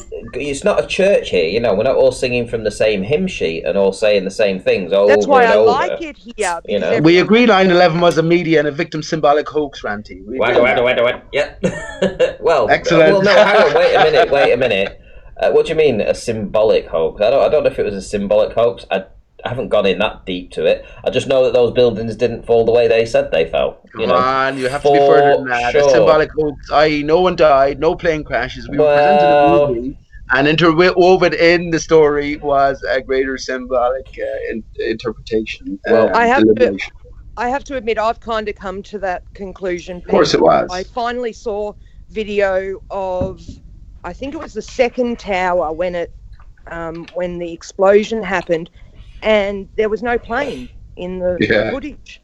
And it's like, you wait, and then all of a sudden it goes boom, but there was nothing there. Right. And then you see all the little explosions, just before it, or just as it starts to fall, you see like little explosions below in different windows and stuff. And then Building 7. It's like, well, nothing hit that. Yeah. But what we have to ask ourselves is, why was the imagery presented so sloppy? I say it was all pre-prepared, and like the NASA sloppy imagery, it was all deliberately fed to us, almost as if when the time was right that we would wake up to the reality of the fake. The one thing I will say is that before 9/11, I was a complete sheep, and I actually watched 9/11. Yeah, me too. I watched 9/11 live. I watched it live. Me too. And even though in the back of my head, or somehow I just knew that something wasn't right. Something was wrong. I didn't have the switch that switched me on to say, let's look into this. The switch didn't turn on, and it was like I was. That sounds exactly like what happened to me. It was like I was in a spell. It was like I was in a spell that was saying, look at this. You might think something's wrong, but there's nothing really to look here. Carry on. And it was like it was really like a spell. And it was only when I watched a couple of videos about it, because it pops up in a feed somewhere or something. I stumbled across it, and as soon as I watched a couple of videos, the light switch came on, and it kind of broke that spell. It was really weird, actually, really weird. Once that spell was broken, and I actually just saw those buildings free falling. It's like you're looking at a totally different event. It was, to be fair, it felt like that, actually, to be fair. Yeah. Even though I watched it live and I saw those buildings fall that way, I totally believed that that's how it that's what would happen when a plane hit. Planes had hit them, and I didn't for a minute think. I think it was all the programming and all the media stuff and the shock at the time that sort of added to that. I was very, it made you very susceptible to sort of like believe what you were being told at the same time. So there was like a lot of shock, there was fear, there was worry, concern. You had it was on every fucking channel, and it was huge. And it was so huge, the biggest thing they'd done. And it was one thing after the other. It was one thing after the other. So it was one building was hit, then a second building was hit. Then we heard that a plane went down somewhere that was heading towards the capital. Then we heard that then we heard that the Pentagon had been hit. And it was like, but it was one thing after another, and it was over a period of a couple of hours or they so. Didn't give you time to think about each thing. Yeah, it was before they hit you with something else. It was so powerful and emotional that when they were just telling you this, you just believed everything that they were saying. And when those buildings fell, you were just like, it was all just part of the rest of the narrative that went in, and that was just the culmination. You didn't think, you weren't looking at it and thinking, those buildings fell down weird. You know, it was only years later when it was pointed out to you that the spell was broken, and then it was like, oh, wow, yes, that's what's always naggled me about it, you know. Nagging at you, yeah. The snooch in chat is saying, what about the people on the street that saw the planes hit? Now, I understand that I've seen a lot of videos where the police will show you how your memory, even eyewitness accounts, can be completely wrong, even when you're standing right there. Like, they had this whole group of people and they had a car come in and like sideswipe another car or do something and then drive off. And these people had to give their eyewitness accounts about what colour was the car, how fast did they think it was going, you know, all this kind of stuff. Some people got the colour of the car wrong. Some people said it was going like 20 kilometres an hour. Others said 100 kilometres an hour. So I do believe that people who looked up and saw the explosion and then saw, you know, video on TV where the planes were there, put the two together in their mind and said, that's what I saw in real life. When they never actually saw the plane in real life, they saw the explosion and what have you, and then all the media afterwards showing the plane has made them connect the two. I have some fantastic stories, but I haven't delved into this in a long while. But let me just say, Ranty, I mean, up to 2010, I was pretty much off the internet for about 10 years as I was bringing up my child, and sort of deliberately stayed off it. I hated news, and especially after 9/11 and then the whole war on terror. I've later come to realize that 9/11 was the television equivalent of the radio presentation, The War of the Worlds by Orson Welles, right? But again, it's a greater significance to it. I only realized in 2000, and would you believe, of all places, in York in England, I just left Ireland here and just headed to destination unknown, see if I could build. You got a revelation while you were in York. In York, honest to God, Paige, in York, where I'd settled down, lived for about 6 months, and someone said to me, just a few friends I met there, one of them said to me, look, with all your talk, I suppose you're a 9/11 conspiracy theorist. I said, well, what do you mean? What's that about? And he went into a little bit of detail. I said, no, man, everything's explained, the pancake theory and all that. I watched all the documentaries, of course, and all the brainwashing, even though I couldn't understand the wars and all of the subsequent sort of actions against it. But yeah, within 3 months of looking into it, I got back online after 10 years, because when I went to England, I wanted to keep in Skype contact with my child, so I got a sort of laptop computer, and then that's when it all started. Within 3 months, I'm exactly where I am, not exactly where I'm at now, but in terms of the event/non-event itself, that's where I landed within 3 months, and that's where I'm at now. It was a media and a victim symbolic hoax, but I could talk about so much information. But I think Stanley Kubrick is associated. He faked his death following the Eyes Wide Shut. I think himself and all of the major directors worked on the presentation. What they did was overtake the airwaves, right, and presented a pre-prepared movie. Perhaps the movie was pre-prepared at least a year in advance, and they presented that to every country, every TV pretty much that was on in the world at the time.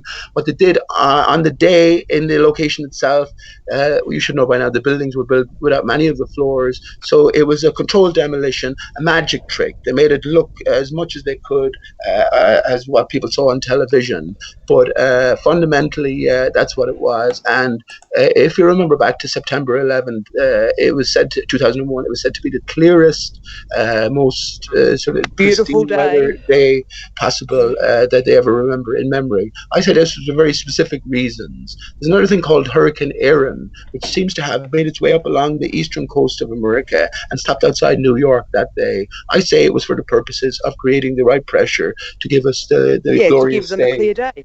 Yeah, to sort of match with the pre-prepared video. Remember, it was a magical trick, so nothing was live on the day.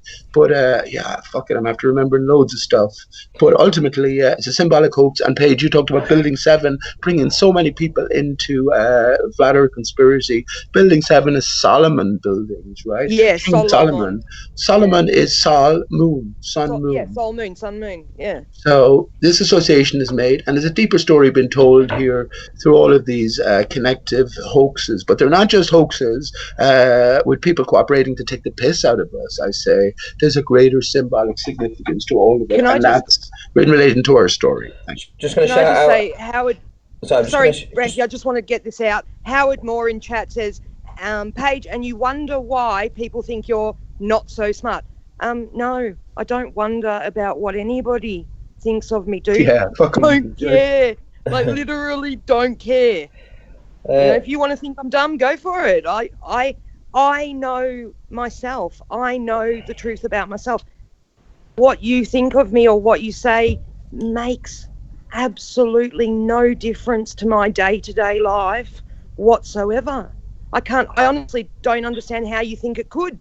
Like, I don't know you. You're a complete stranger on a keyboard warrior on the internet. Like, what on earth do you think, what you think about me, how is that going to have any effect on me? How? Shout out to Aaron Armstrong, who says for $2, best get off this subject. I think that's referring to 9/11, but... Yeah, they don't like that, Ranty. Like little fuckers don't like that. None of the ball earthers like 9/11 conspiracy, but we were led that way. And let me just say, I didn't make this discovery, but Kid A, the Radiohead album, is the soundtrack. So in other words, if you played the album and you played the 102-minute movie presented to us from the moment just after the first plane hit to the moment after the second building came down, it's 102 minutes. If you play them in conjunction with one another, one is the soundtrack to another. That's someone else's find, right? But song number 10 on that album, Kid A, significant in itself. Kid A. Do you remember George Bush reading I Pet Goat upside down? What's a pet goat? Or what's a goat? A baby goat? A kid, right? A kid. Anyway, the album is Kid A, released in 2000. Song number 10, the final song, motion picture soundtrack. What I did go on to find is the lead singer, Thom Yorke. So imagine that is an actuality. Then that would be a pretty significant album, pretty significant role for them to play the soundtrack to the greatest movie of our time. It turns out that Thom Yorke is nicknamed, well, you'll never guess it, Dodo. The Dodo. Would you believe it? Would you believe it? Dodo. Would you believe it? Okay. It's pretty amazing. Listen, what do you guys think of? What do you think? What do you guys think that there might be some kind of hollow Earth thing? We haven't really talked about that, but do you actually subscribe to that idea? It wouldn't surprise me if it's flat on top with an amount of area underneath like what we have above. Like imagine if anything, it's sort of a different dimension down there as it is up in heaven, whatever you want to call it, so that if you're of the right kind of frequency, you'll go up, and if you're of the wrong kind of frequency, you go down, and you get denser and more dense.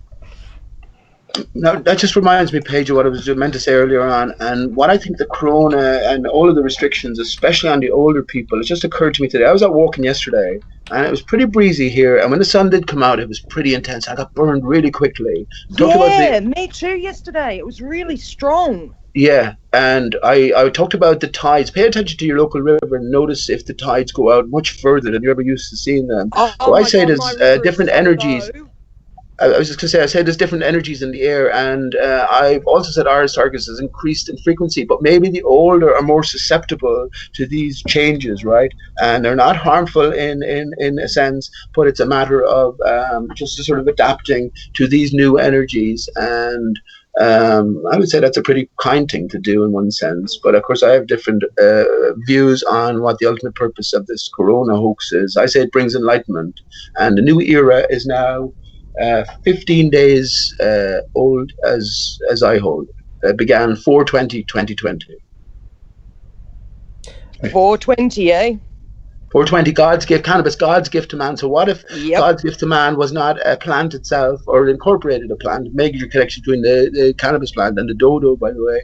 But what if it was a date? What if it was a day? 420, God's gift to man, transition, the turning point.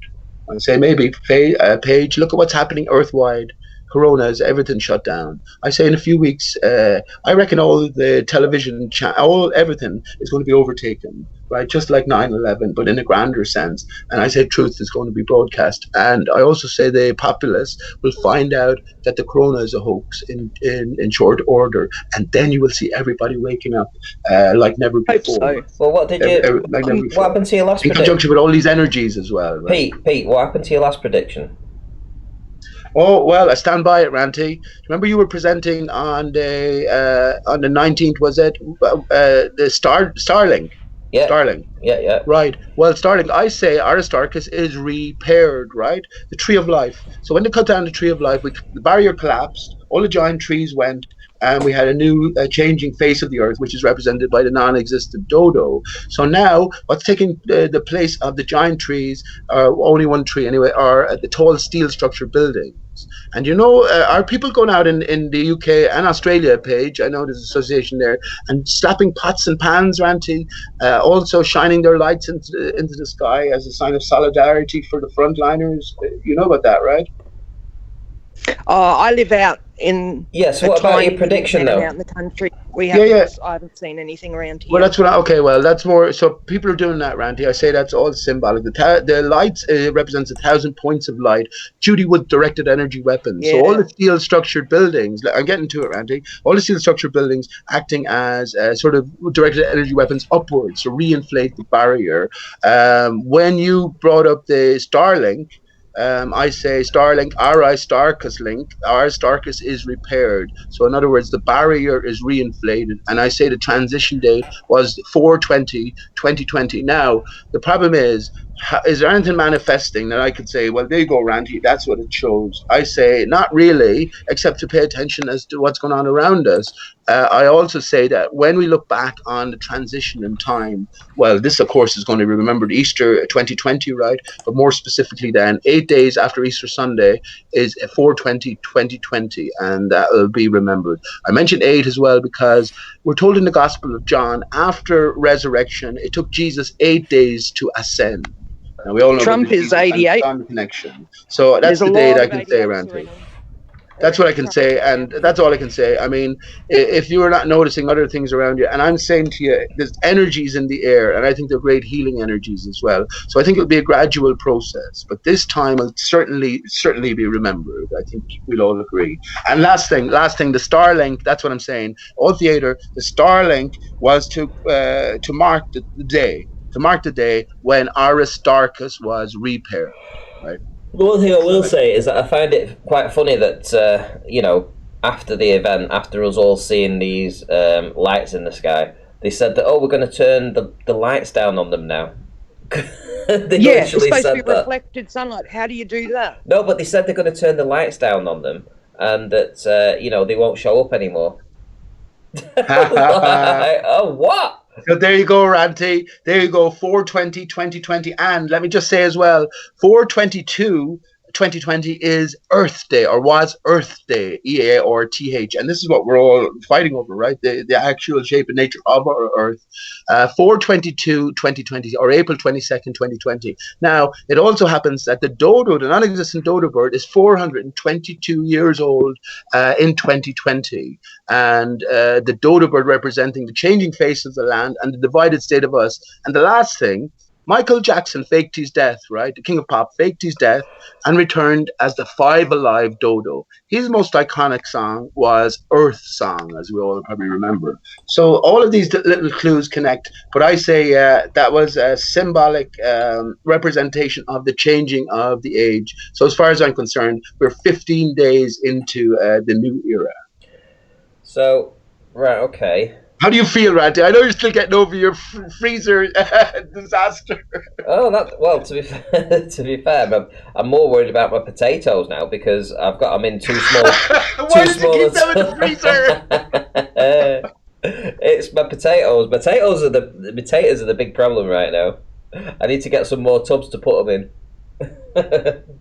But the I freezer think, stuff, yeah, one of them. It happens, doesn't it? What can you do? You're gonna listen. If you spent all your day crying over things that go wrong, right? You know, you're gonna end you'd up be depressed. crying forever. Yeah, exactly. Or you've just got to take things on the chin and just move on. It's what you do. You know. I have a compromise for you and Roxanne Ranty. Rather than go to court, you could give her a load of meat you happen to have. She was looking for it. Well, speaking of that, some sloppy meat. Oh, I think Sloppy Warrior has his own sloppy meat. Roxanne, the ranty sloppy meat denier. I don't understand why their first port of call wasn't for Roxanne to ring you, Ranty, and say, "Look, I really thought some of those super chats were going to go to me. Would you consider halving them with me, or something like that?" I don't understand why it just immediately went to such a big deal. Do you know what I mean? Well, I'll tell you for why. Because Sleeping Warrior had it all planned out. I was informed, probably about 5 weeks ago now, that this was being talked about and planned. I was already told about it. I was forewarned about it. I was forewarned about it. An informant informed me 5 weeks ago about this, right? So I was that Anthony was going to start a court case. Well, not necessarily a court case, but they were going to try and discredit you. Yes, so I was fully prepared for all of this, and I'd already made my mind up what I was going to do if it ever escalated, and that was to stick my ground. You know what I mean? Because I already knew that I was in the right. But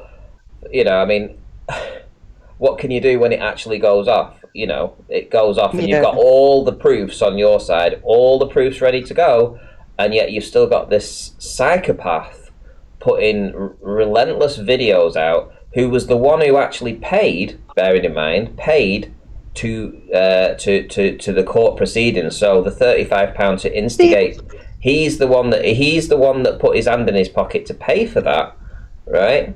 If he was that concerned and about he wrote it. Roxanne, why not just give her the money? Why not he give her the money out of his pocket? And he wrote it. He served the papers. Yeah. He did everything. If it's actually, but do you know why he did that? It's actually about because her not about well, let me finish. You. Do you know why he did it? Because he had built this up to. He'd got so many people into such a fever pitch about how they were going to drop this on me and sort of like run to the rescue of Roxanne without knowing the full information. May I add? Right, the fact that Roxanne had withheld the information from those people that Sam Hain had actually donated to her PayPal privately, because she never told them that. So it was really so she withheld that information. So they're all Sam Hain only held, look at all those super chats without knowing the full information. Now, if you knew the full information that Sam had already donated to the PayPal in the stream and then to the super chat, you would see two different clear lines. Exactly, but she kept that information very secret. So this witch hunt behind my back was all being orchestrated and jingle jangled by a couple of people, mainly Sleeping Warrior. And then on the day that it all escalated and blew out of proportion, he was conspiring with a whole bunch of people, including people like Mark Taylor, to have me hung, drawn, and quartered, right? And when it all blew up in his face, and it blew up exponentially in his face. He didn't realise I'd already spoken to Sam. He didn't realise I had telephone calls with him. He didn't even realise that Sam would be in the chat and drop a $500 donation. Tell everybody that Sleeping Warrior was lying, that he'd never spoken to Sleeping Warrior, the emails were fake, and that all the money was for me. He couldn't believe the ass he'd been handed himself.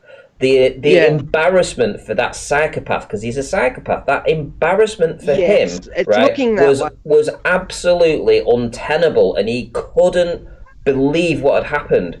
He'd spent so long planning this. He thought he had it all wrapped up. Do you want to know? He thought he was going to bring me down, and what happened was it just blew up so much in his face, and he's never been handed his ass to him so badly ever, and everyone laughing at him and calling. He doesn't know how to cope. He didn't know how to cope, so he went ahead and he wrote out the form. He paid the money for it, and he signed it off, and that's what fucking. You want to happened. know his latest? His latest idea is telling everybody in the comments that I was manipulating the chat and got a minority influence going in the chat, and that you decided not to give her the money because of what I said in the chat. Now, you look at that stream, I was never even in the chat. No, I said goodbye at the very end. I typed goodbye, see you later, everyone, or whatever. But I literally didn't even have the chat open. I wasn't in. When I'm on my phone, I can only have one screen open. So I have the Skype screen so I can mute my microphone. I never have the YouTube chat open. But now it's somehow my fault for getting a minority influence going in the chat saying that you should keep the money. And that's why you decided to keep it, because of what I said in chat. Like, what the fuck? Like, this is getting to becoming slander and harassment and defamation. It is. Don't worry. I'm already onto this. If you think that I'm behind, I've already gotten advice. Yeah. And I've made it very clear to Anthony that if he doesn't leave me out of this, then I will use his system to do the same thing to him that he's doing to me. You know, I'm not going to be backed into a corner and have somebody nipping at my heels and have people in the community expect me to put up with that. I will turn around and I will fight back. I will bite him. You know, this is... I've called him Seeping Terrier, Paige. He's a Seeping Terrier, not a Sleeping Warrior. Here's the thing, like I say, like a little chihuahua going at my heels, and I keep kicking it. The fucking fat chihuahua. And then comes running back. If you know what Tony's personality is, and you know what he's like, you know he is essentially a narcissist. It's very, very evident with everything that he does, right? And I'm not just saying that's kind of becoming obvious, isn't it? Yeah, and I'm not saying that lightly. That is an absolute statement of truth that people can see with what he does, how he's behaving, everything that people that even in private that have known him, right? Now I've known him for 4 or 5 years or something, so I can say this from being in that situation and seeing it myself. So I'm speaking from a position of kind of an authority here. And you know something? There's a lot of people seriously worried about his state of mind right now. And, okay, that's fair enough. I'm a bit concerned. But, but what he's doing to his own reputation with this. To his own reputation. And to Roxanne's. And anybody that's associating with that whole scenario now, because it's so exposed. People like Mason B, who want to support him and say horrible things about me. It's like... you're just using this as an excuse to attack anybody when you don't even have any evidence on your side. You don't have a leg. Not only that, let's expose all the dishonest, all the liars, all the role players. Hold on. So it's not everything that has been wrong with his so-called evidence and his one out of context line that he's keeping on harping about, right? So apart from that, which is his only evidence, right, which is completely flawed. You've got a trail of dishonesty and backstabbing, devastation going up to this point. So you've got this conspiring with Globe channels to make videos. You've got conspiring with Mark Taylor and all the other people that he's been talking to. You've got this group, or he's part of this group of people that have all been waiting to contact people like Globebusters and Bob on the day. It's been an orchestrated attack, right, based on faulty information, right, and misrepresentation, and the whole community is seeing it right through this, right? And I don't know whether Roxanne's caught up in it and she's all in this, doesn't know what the fuck's going on, but I tell you what, the people, this is just damaging to Flat Earth as a whole, And I don't think it's really damaging myself, personally, because I'm sort of holding my own here, but it is what it is. Yeah, by the look of the comments and the thumbs down on his videos and the fact that his sub count is now dropping, the majority of the community either agrees with you or at least agrees that he's gone about this in the wrong way. Like, the first port of call should have been Roxanne ringing you and having a conversation with you and you alone, just you and her saying, look, even if she said something like, look, I was a little bit embarrassed in the chat. I said I knew the super chats were for you because I didn't want to come across like, I was being greedy or something. But, I really was hoping that, some of that would come to me. Do you mind if we share it or whatever? But nothing happened except to go straight to court. He started talking about these emails and wanting all the money to go to Roxanne, and there's no diplomacy, it's just so selfish. I'm blown away by it. It's like,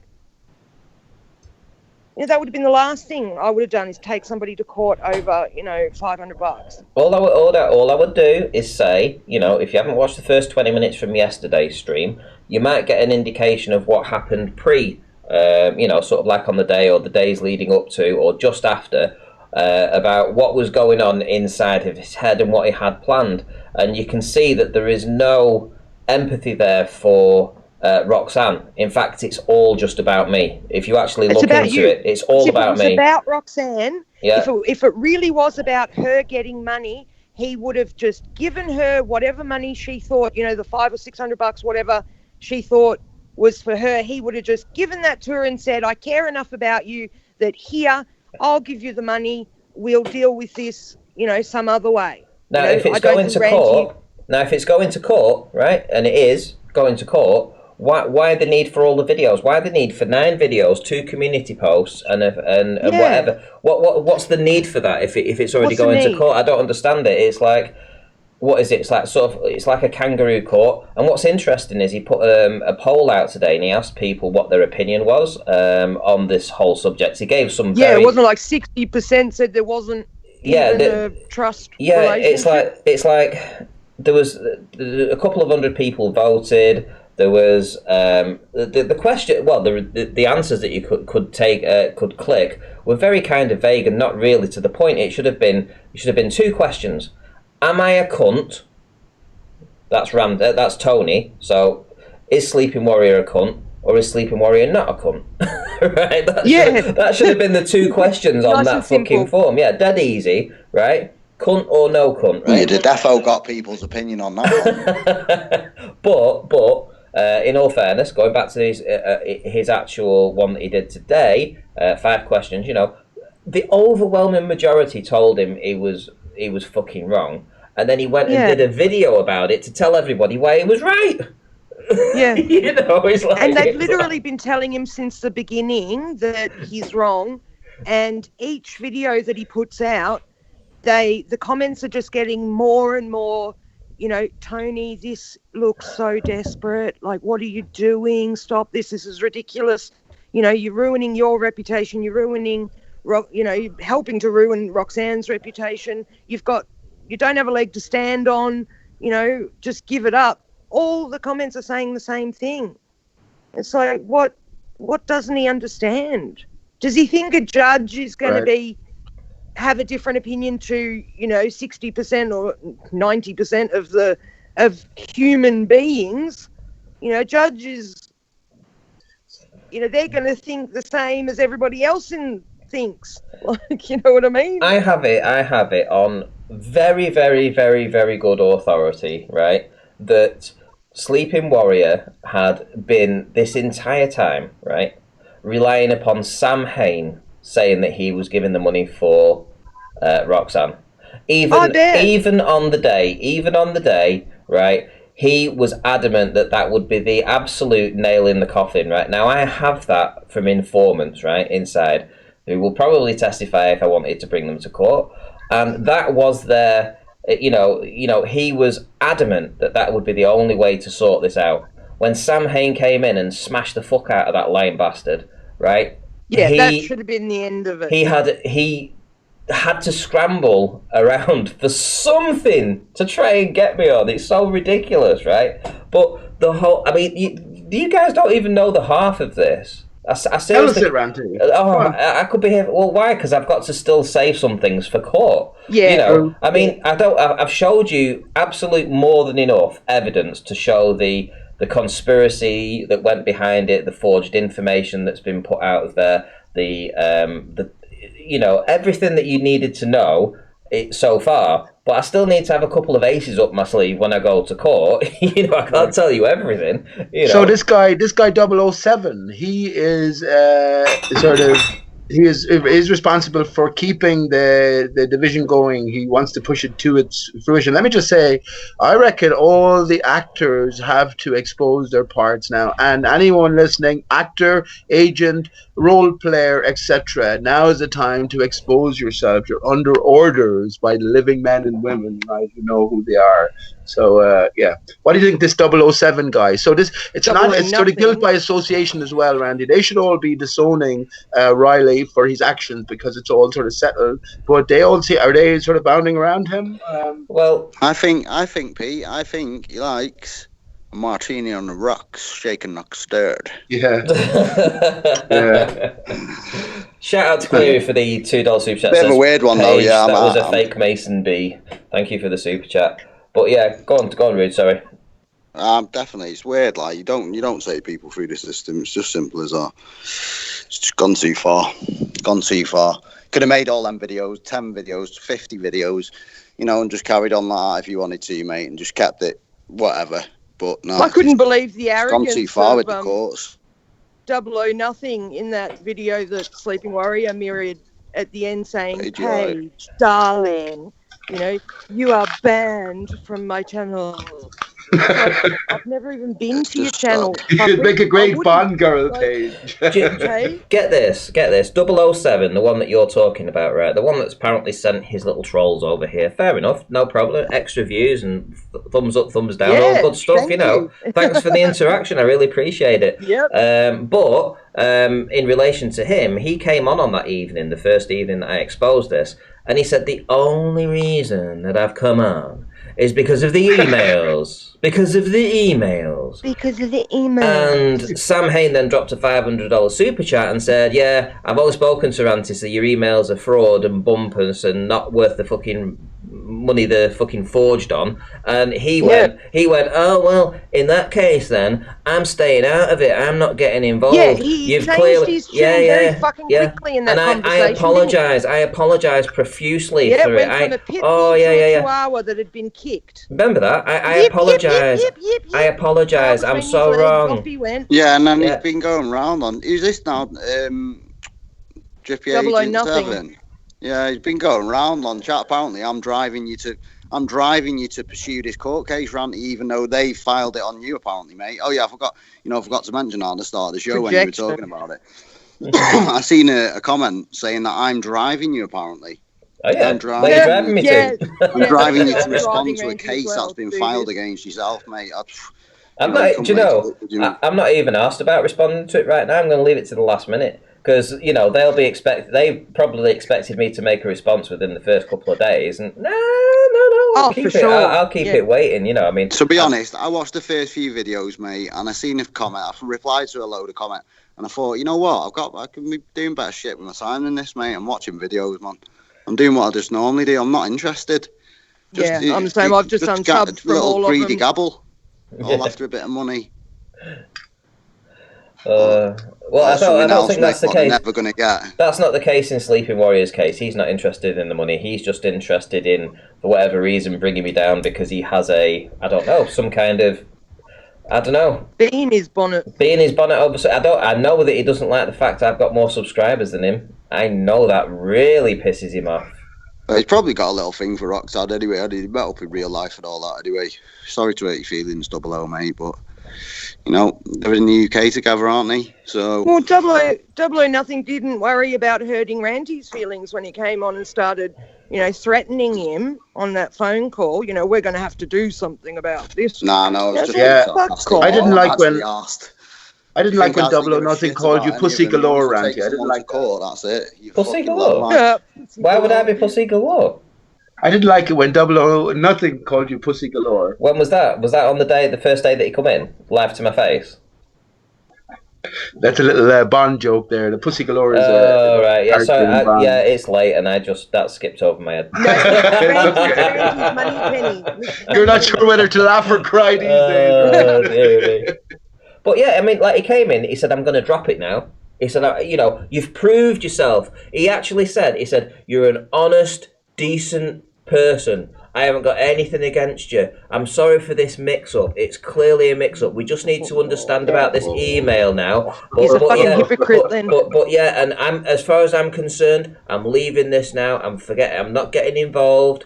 After fucking Sam Hain dropped the $500 and said, yeah, the emails you've got are fake. So everything he needed was just blown out of the water, because he didn't even expect that I had emails or contact with Sam Hain. You listen to his response. He's like, what do you mean we didn't know that you had this information? No, you're fucking right. You didn't know I had this information, didn't you? Exactly. I was prepared for this. Anyway, so that should make him think. What has Anthony been doing to make you so make sure you've got all your ducks in a row, because what Anthony's like. He's been dogging at you, trying to find something to start tearing into you over. And as soon as he heard that you had emails from Sam, he changed his tune right quick. But then I'm a backstabber, even though I supported Roxanne and gave her money and he didn't. No, he didn't give her any money, did he? No, but I'm the bitch and I'm the backstabber because I helped her and he didn't. He's now... You see what I see now? I see that Sleeping Warriors spent this past week making many, many videos and responding to every single comment. So let's just say that he's doing this for 12 hours a day. It's probably a lot more than that. So 12 hours a day. So if he was to do a live stream, 12-hour days for the past 7 days, and he was to do like GoFundMes or super streams for Roxanne, I'm sure he could have done a very good deed for her. People would have supported her. All the people, the 007 shills that are coming in now that support 007, and all the people that support Roxanne, I'm sure they'd have stuck their hand in the pocket to help out if he'd actually decided to motivate himself and actually do a stream about that. But was it about that, or was it about me? It could always try, like, I don't know, fucking working. A job. Well, it's with taxes. It's a bit late to be deciding that now, isn't it? I mean, we got guys about 50, isn't he? But you could always try it. Why 50? I think he's 39, isn't he? Sleeping Warrior. 39 or 40. Sorry, I thought he was on about 00. Sorry, mate. I thought he was right. Roommate and come back in. Yeah, he's about 58 or something, isn't he? 60. Yeah. Well, they could all do with just getting a job, really, innit? If that fucking asked about 500 quid, mate. You know what I mean? If that's sad to fucking start taking to people to court over 500 quid, you're just a sad knob, mate. Well, here's the biggest kicker in the teeth for him, is that Sam Hain actually offered to give me the PayPal money direct into my bank, to my PayPal, so that I could give her it, as a secondary payment, when this all kicked off. So when this all kicked off, and they're screaming, "Give us this money that we're not entitled to," Sam Hain was there saying, "Yeah, mate, I'll stick that 500 quid in your bank account, and then you can just give her it, and everything's hunky-dory." And I went, "You fucking won't do that. You won't do that. At all." Hey, shows what a sort of guy, stand-up guy Sam Hain is. But you know what? You know why I said I wouldn't do it? Because I'm not going to be blackmailed, and I'm not going to be told that I've done something wrong, or or whatever. Screw that shit. No, mate. You don't come on and you don't treat a fucking friend like that or a person like that. No. They knew what the fucking right thing was, and they knew what the wrong thing was, and I'm not having Sam Hain trying to pay to just sort of like make it go away and sweep it under the carpet. Piss right off. That's not happening here, mate. I've got my own morals here on this show. Yeah, I mean, I've seen loads of virtue signalers knocking around, fucking sticking up for him and that, mate. But the information's there to see. And I mean, if a gang of people can't see that, a gang of people going against one person can't see that's odd numbers, mate. That's, you know, and then they're telling everyone that they're being bullied. It's a bit sad, really. Look up that virtue signalling shit, man. And there's only two reasons why you'd go after money that wasn't yours, mate. Revenge and pussy, and that's it. And you know what I mean? You're not getting any money out of it. He's getting a bone out of it. Someone is. And I'm not even asked, mate. That's it. Without any icing on the top. That's how it is. What did you say? There's only two reasons: revenge, or it sounded like pussy. Yeah, revenge and pussy, mate. Pussy that's galore. It. Pussy galore, mate. What about, you might as well throw in fucking cocaine there as well. That could be another reason. I just want to clarify something with Mason B, who's done a 199 super chat. He says, shout out to Cleary, Darwin and Colin Jesser. Is that a shout out, or is that money that you want me to give to them? Can you clear that up, mate? Thanks for the super chat, though. Listen, oh, what a tangled web we weave when first we practice to deceive. Any ill-gotten gain will come back on us. We're in a different realm here, right? We need to be taking different things into consideration. I've said from the very outset, Riley, who actually, think about it. Think about this. Riley emerged onto the scene with a personal relationship with Mick West, of all people, if you remember back. So I say he was put in place from the start, and he mixed in all the right circles. And what we need to do as honest, genuine inquirers now is to weed out all of the people, all of them, everyone who is put in place from the outset, and figure out what their game is. That's what I reckon. There's no other pathway. It's your own individual journey after all. And listen, nothing is normal. Life is emergent from here on in. In other words, we don't know what's going to happen tomorrow. So be good, I would say, because everything will come back on us. That's all I'm going to say for now, and I'll say thanks for the link again, Ranty, and thanks to everybody. Okay. Yeah, take it easy, See you later, mate. All the best. See you later, Pete. Good night. Shout out to Cleary for the $2 super chat who says, Riley gave Roxanne -5 ice creams.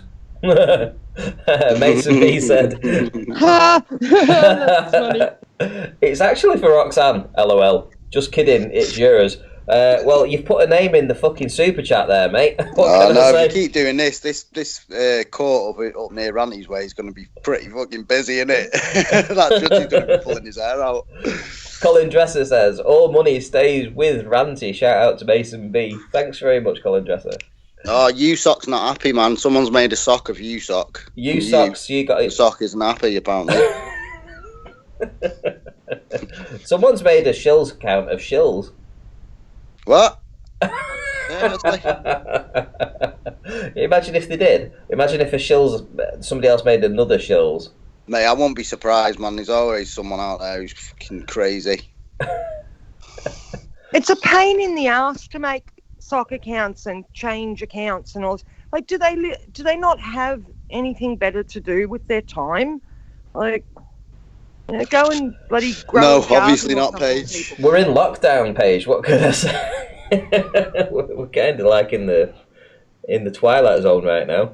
Mate, I'd fucking literally rather sit there watching TV, mate, than go out. And I don't even watch TV. I'd literally rather watch that than do that. Do you know what I mean?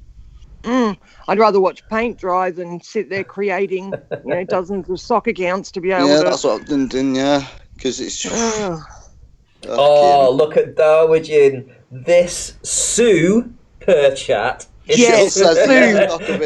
Is to say that Mason B. You or Cleary said that before too. Good one, super chat. I love it. I like that. That's fucking awesome. I want everybody, if they ever do that, to do that. Super chat. Yeah, it's pretty cool. Sorry, that was a loud slurp of tea, wasn't it? I just realised then I thought I'm not on mute here.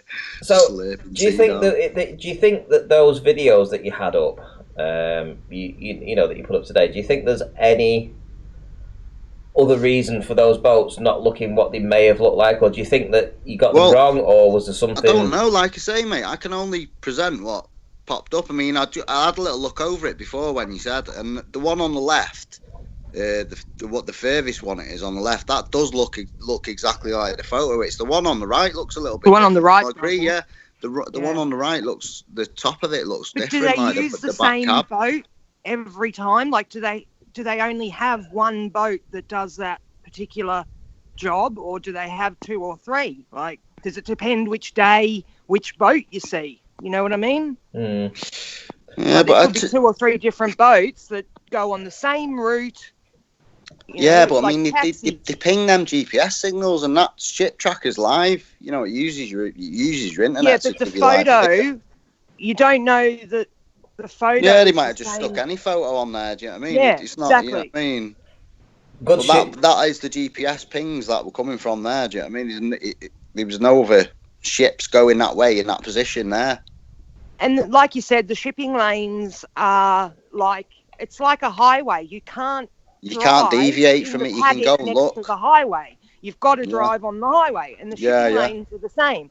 So however far out that shipping lane is, it doesn't matter what boat is there, because the shipping lane has a designated area.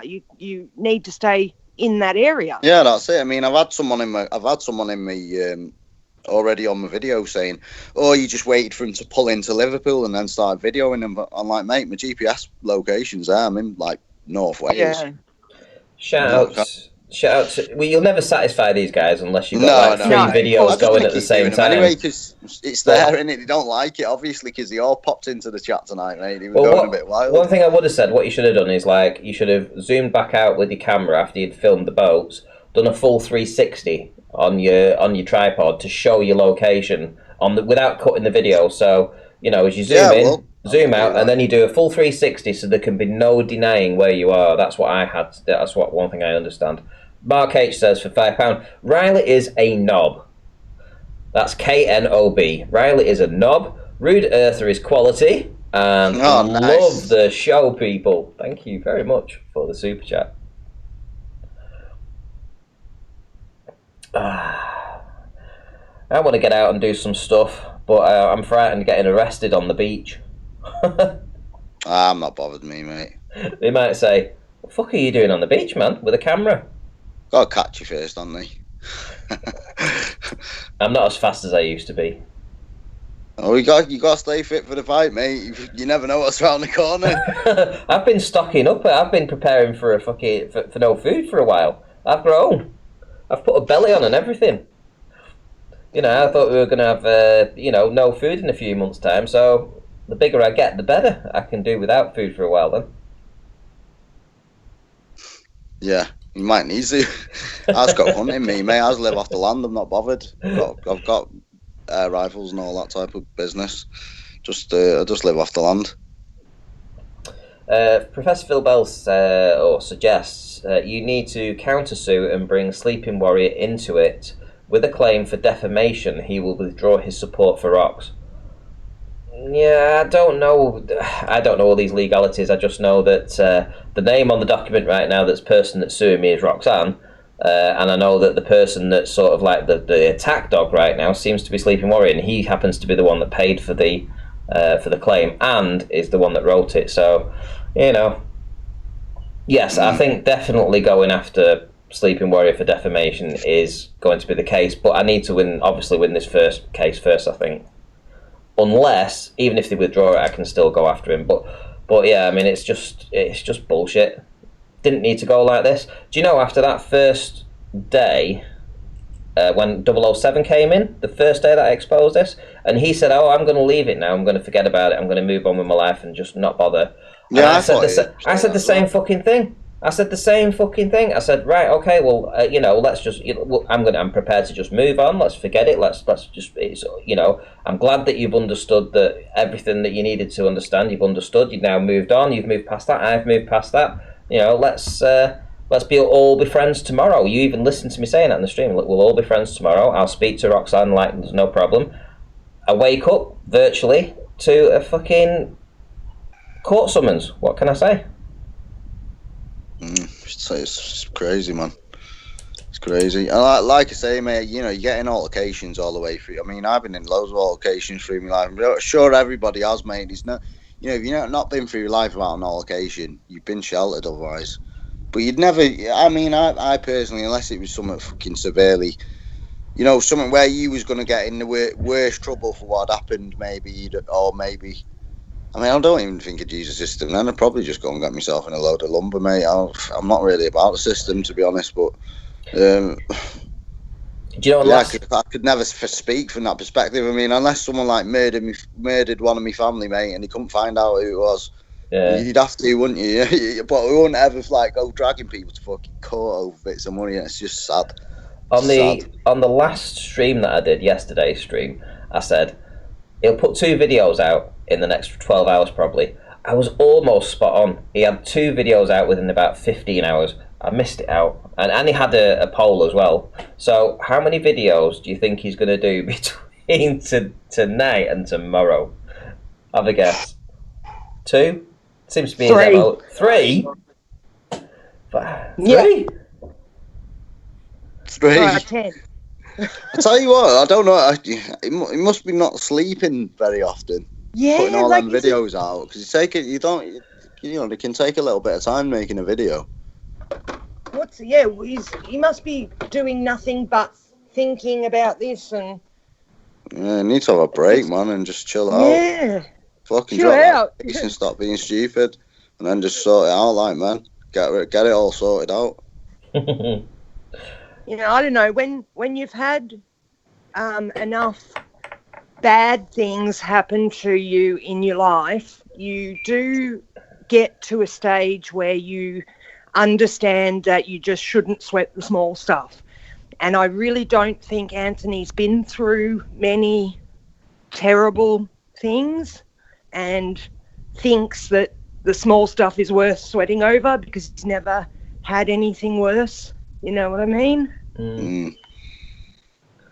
Well, Gary Bennett says he thinks he'll just do one more, but let me just tell you, I've recorded all the videos, I've recorded the timelines of them, so, you know, it's not looking good. The more he puts out, the more it's in my favour, which is great. Keep putting those videos out, Sleeping Warrior. They've stopped Roxanne's channel so they can try claim for losses, Ramsey. Oh, you're What losses? Oh shit! What mate, losses was that? Game. Really? Is that for real? That hard? Someone's trolling that shit, mate. That's your mate. Real, that's your Who mate. Is it? Double check her channel. Double man, fucking fire. He's a pirate man like me. He's a sky pirate like me. Claim for losses. Oh dear me. What else will it be? Will it be for hardship, trauma? You know, will she be being evicted next? You know, what's the next thing that's going to happen out of this? Sue you for being in lockdown. Say it's all your fault. Yeah, the lockdown was my fault. What else is there? That's all your fault too. I stressed her out because I gave it. So many people donated to her PayPal on the day. So many people donated, and she got so much money. She didn't know what to do with it, so she had to go out and spend so much money on food that it stressed her out, and she couldn't sleep at night for feeling guilty because she bought so much food. Was that? Yep. Was that the case? So I'm going to be sued for that, I think. Oh dearie me. I mean, shit, all I can say is that if I was in her position and, you know, I had an extra $300 in my PayPal account after the stream, I would have just been like, wow, thanks, and moved on. You know, better off than you were before. Right, well, do you know what, guys? I actually fancy an early night tonight. We did a 5-hour stream yesterday. Do you guys want to stay up a little bit longer, or is there anything that you want to do you want to wrap up now? No, I'm I'm gonna have an early morning. I've got to meet with my son's teacher and set up his remote learning crap, and then I've got to go and take my dad his meals for the week and all that kind of shit. So yeah. Okay. Wrap up it good. Okay, well, if anybody hasn't seen yesterday's show, like I say, I'd highly recommend you go over there when this ends, which is probably in the next 5 minutes, and just have a look at that. You know, it's a great stream from yesterday. Really, really cool. 5 hours of, you know, proper entertainment. Get yourself over there and watch it again. It's really good. Right, I think that'll do then. I'll wrap up today. Anything you guys want to say before we go? Oh, just nice one to everyone in chats. Nice one for listening. I know it's boring anyway because we've all got nothing to do. So, yeah, take it easy, peeps. Got some ships to film, I suppose, tomorrow, haven't I? Early morning. Yeah, shout out to all the ballers that come in the chat and don't bother to actually join the call. Good on you guys. Way to get the argument moving forward. Let's get back to do what we're doing best, and that's crushing the globe. You know. Yeah, come on, get some ballers in here next stream, and let's have a conversation. And let's see what you can do with your optics tomorrow, there, Rude Earther. Yeah, we'll do, mate. I'll get cracking on that tomorrow. Get as many in as I can, I suppose, in it, and see what I can get. See how many references you can get from as many places. Exactly. Yeah. Right. Shout out Mason B in the chat before I go. Shout out Mason B and everybody else. All the other solid guys. Yep. Shills, you maniac. Shout out to you, bro. You madman. Even though he's going to take that as an insult now. And shout out to all the waking warriors in the chat right now. You know who you are. Right, okay. That'll do for now. I'll see you all in the next one, guys. Peace, y'all. See you later. Red Path. Everyone else, Mike Dornan, Lee Templar, you Sock, Gleam. Bye. See you later, guys. Bye. Bye.